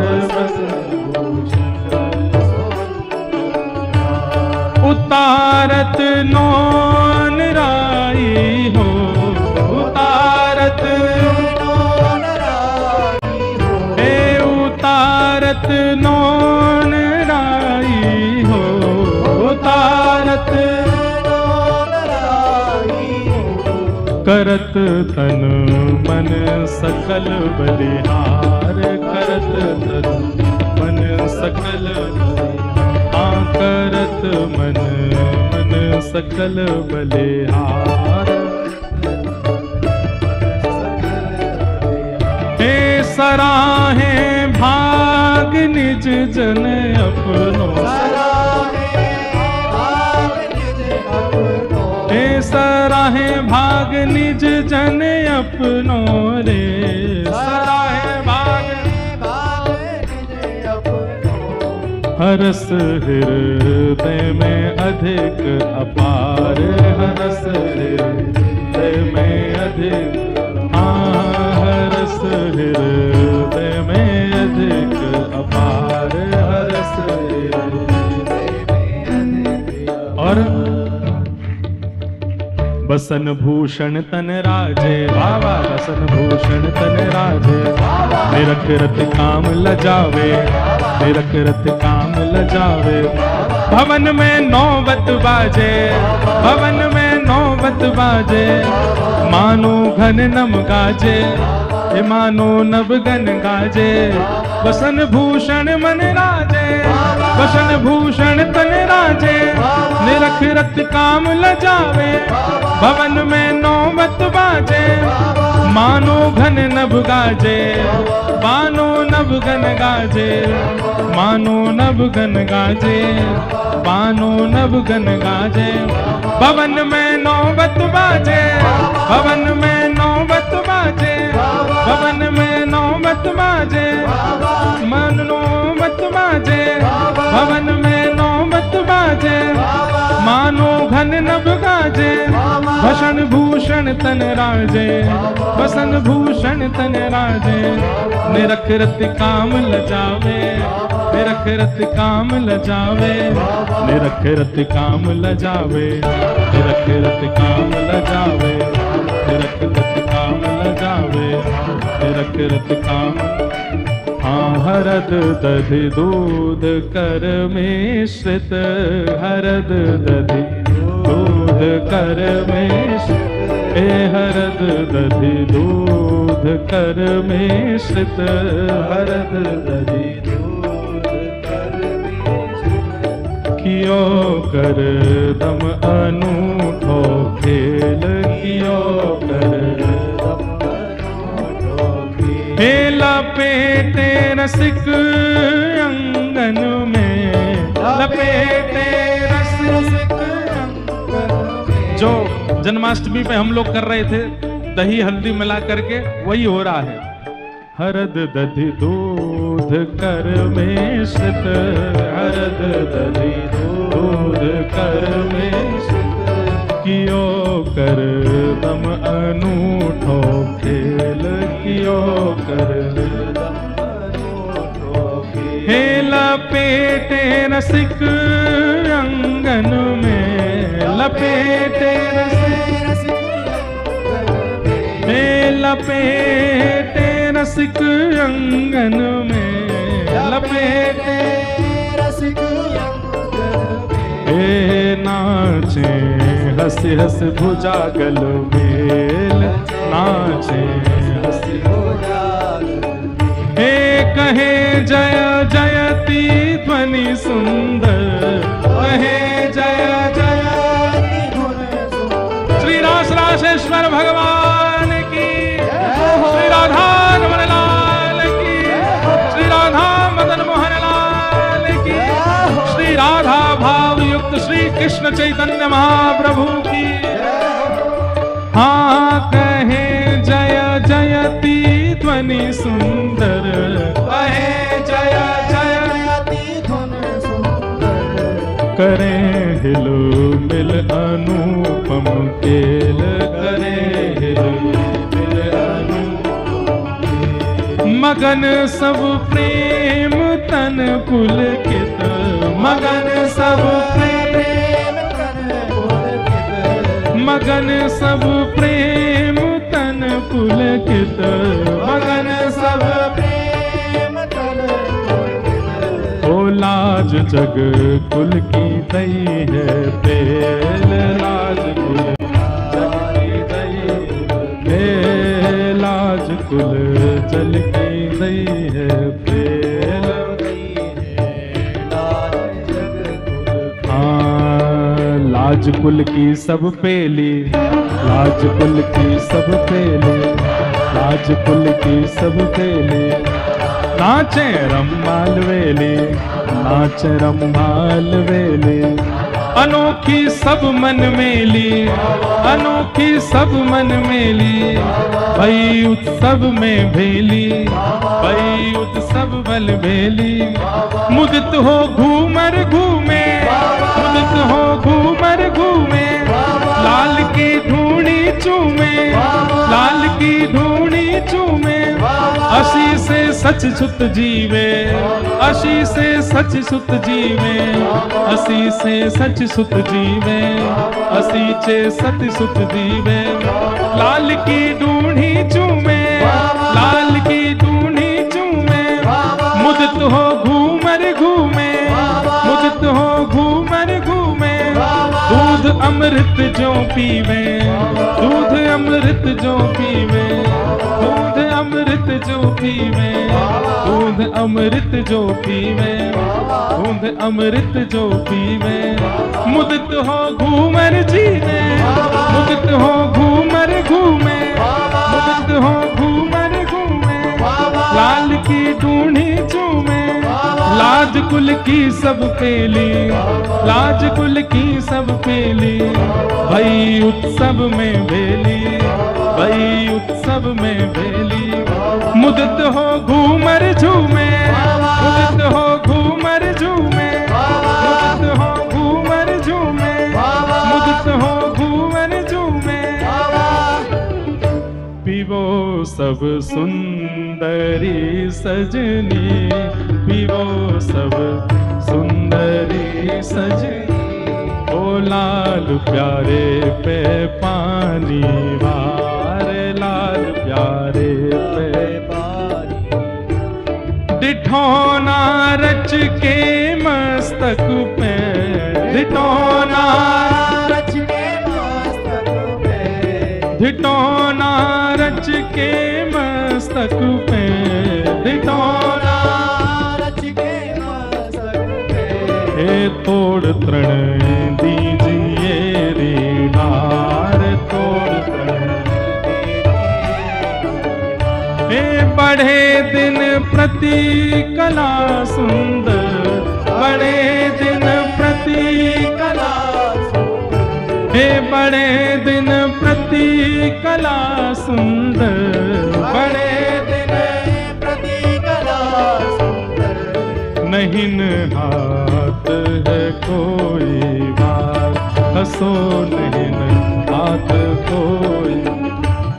सरस की माधुरी दासी, सरस की माधुरी दासी, हे सरस की माधुरी दासी, सरस की माधुरी दासी। ओ जाचत है ये गोद पसार, सदा जाचत ये गोद, हाँ सदा जाचत ये गोद पसार। हे सदा जाचत ये गोद पसार, सदा जाचत ये गोद।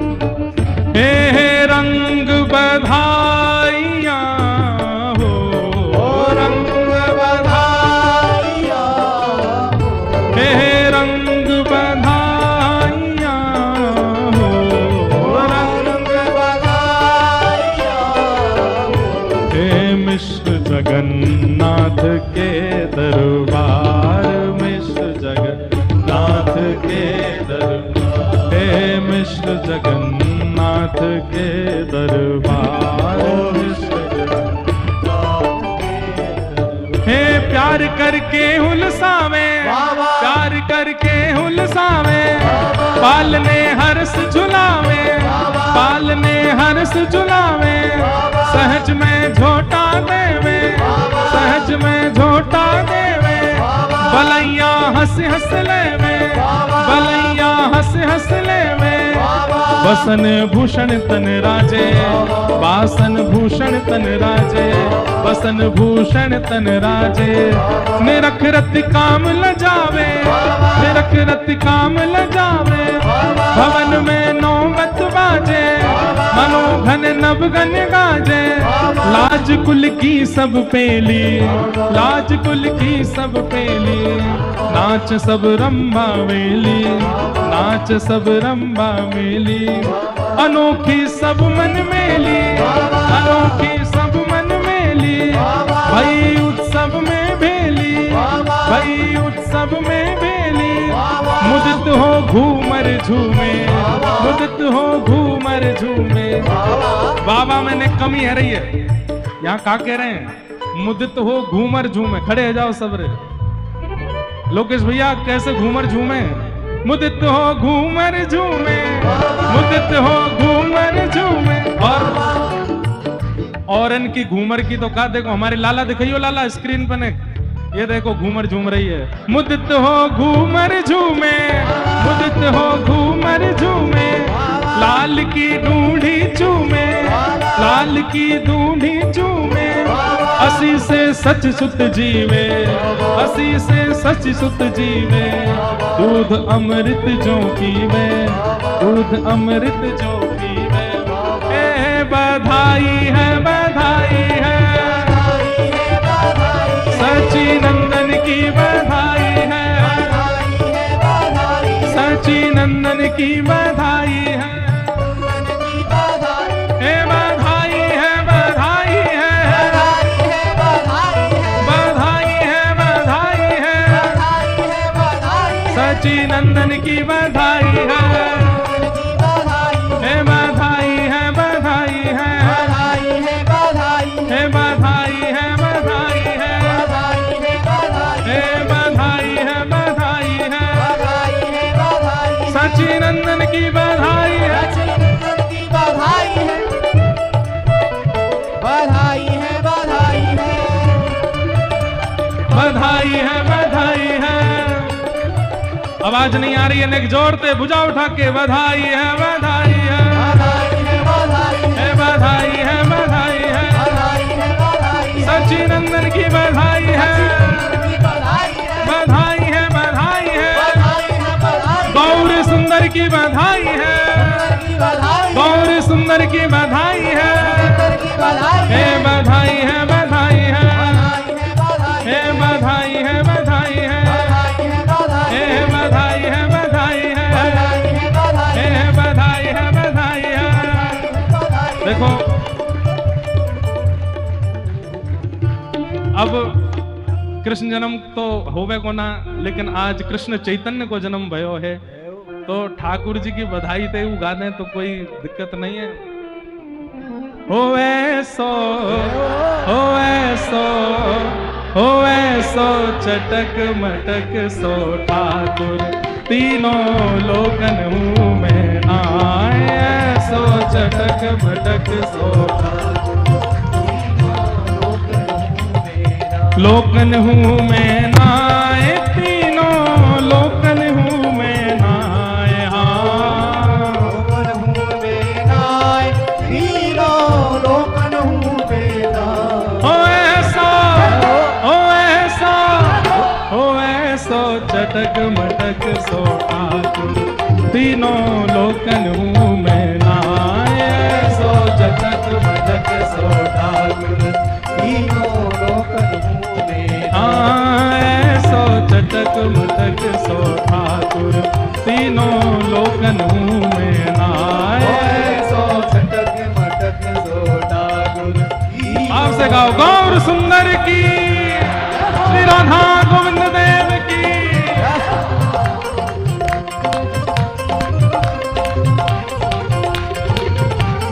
बधाई हो,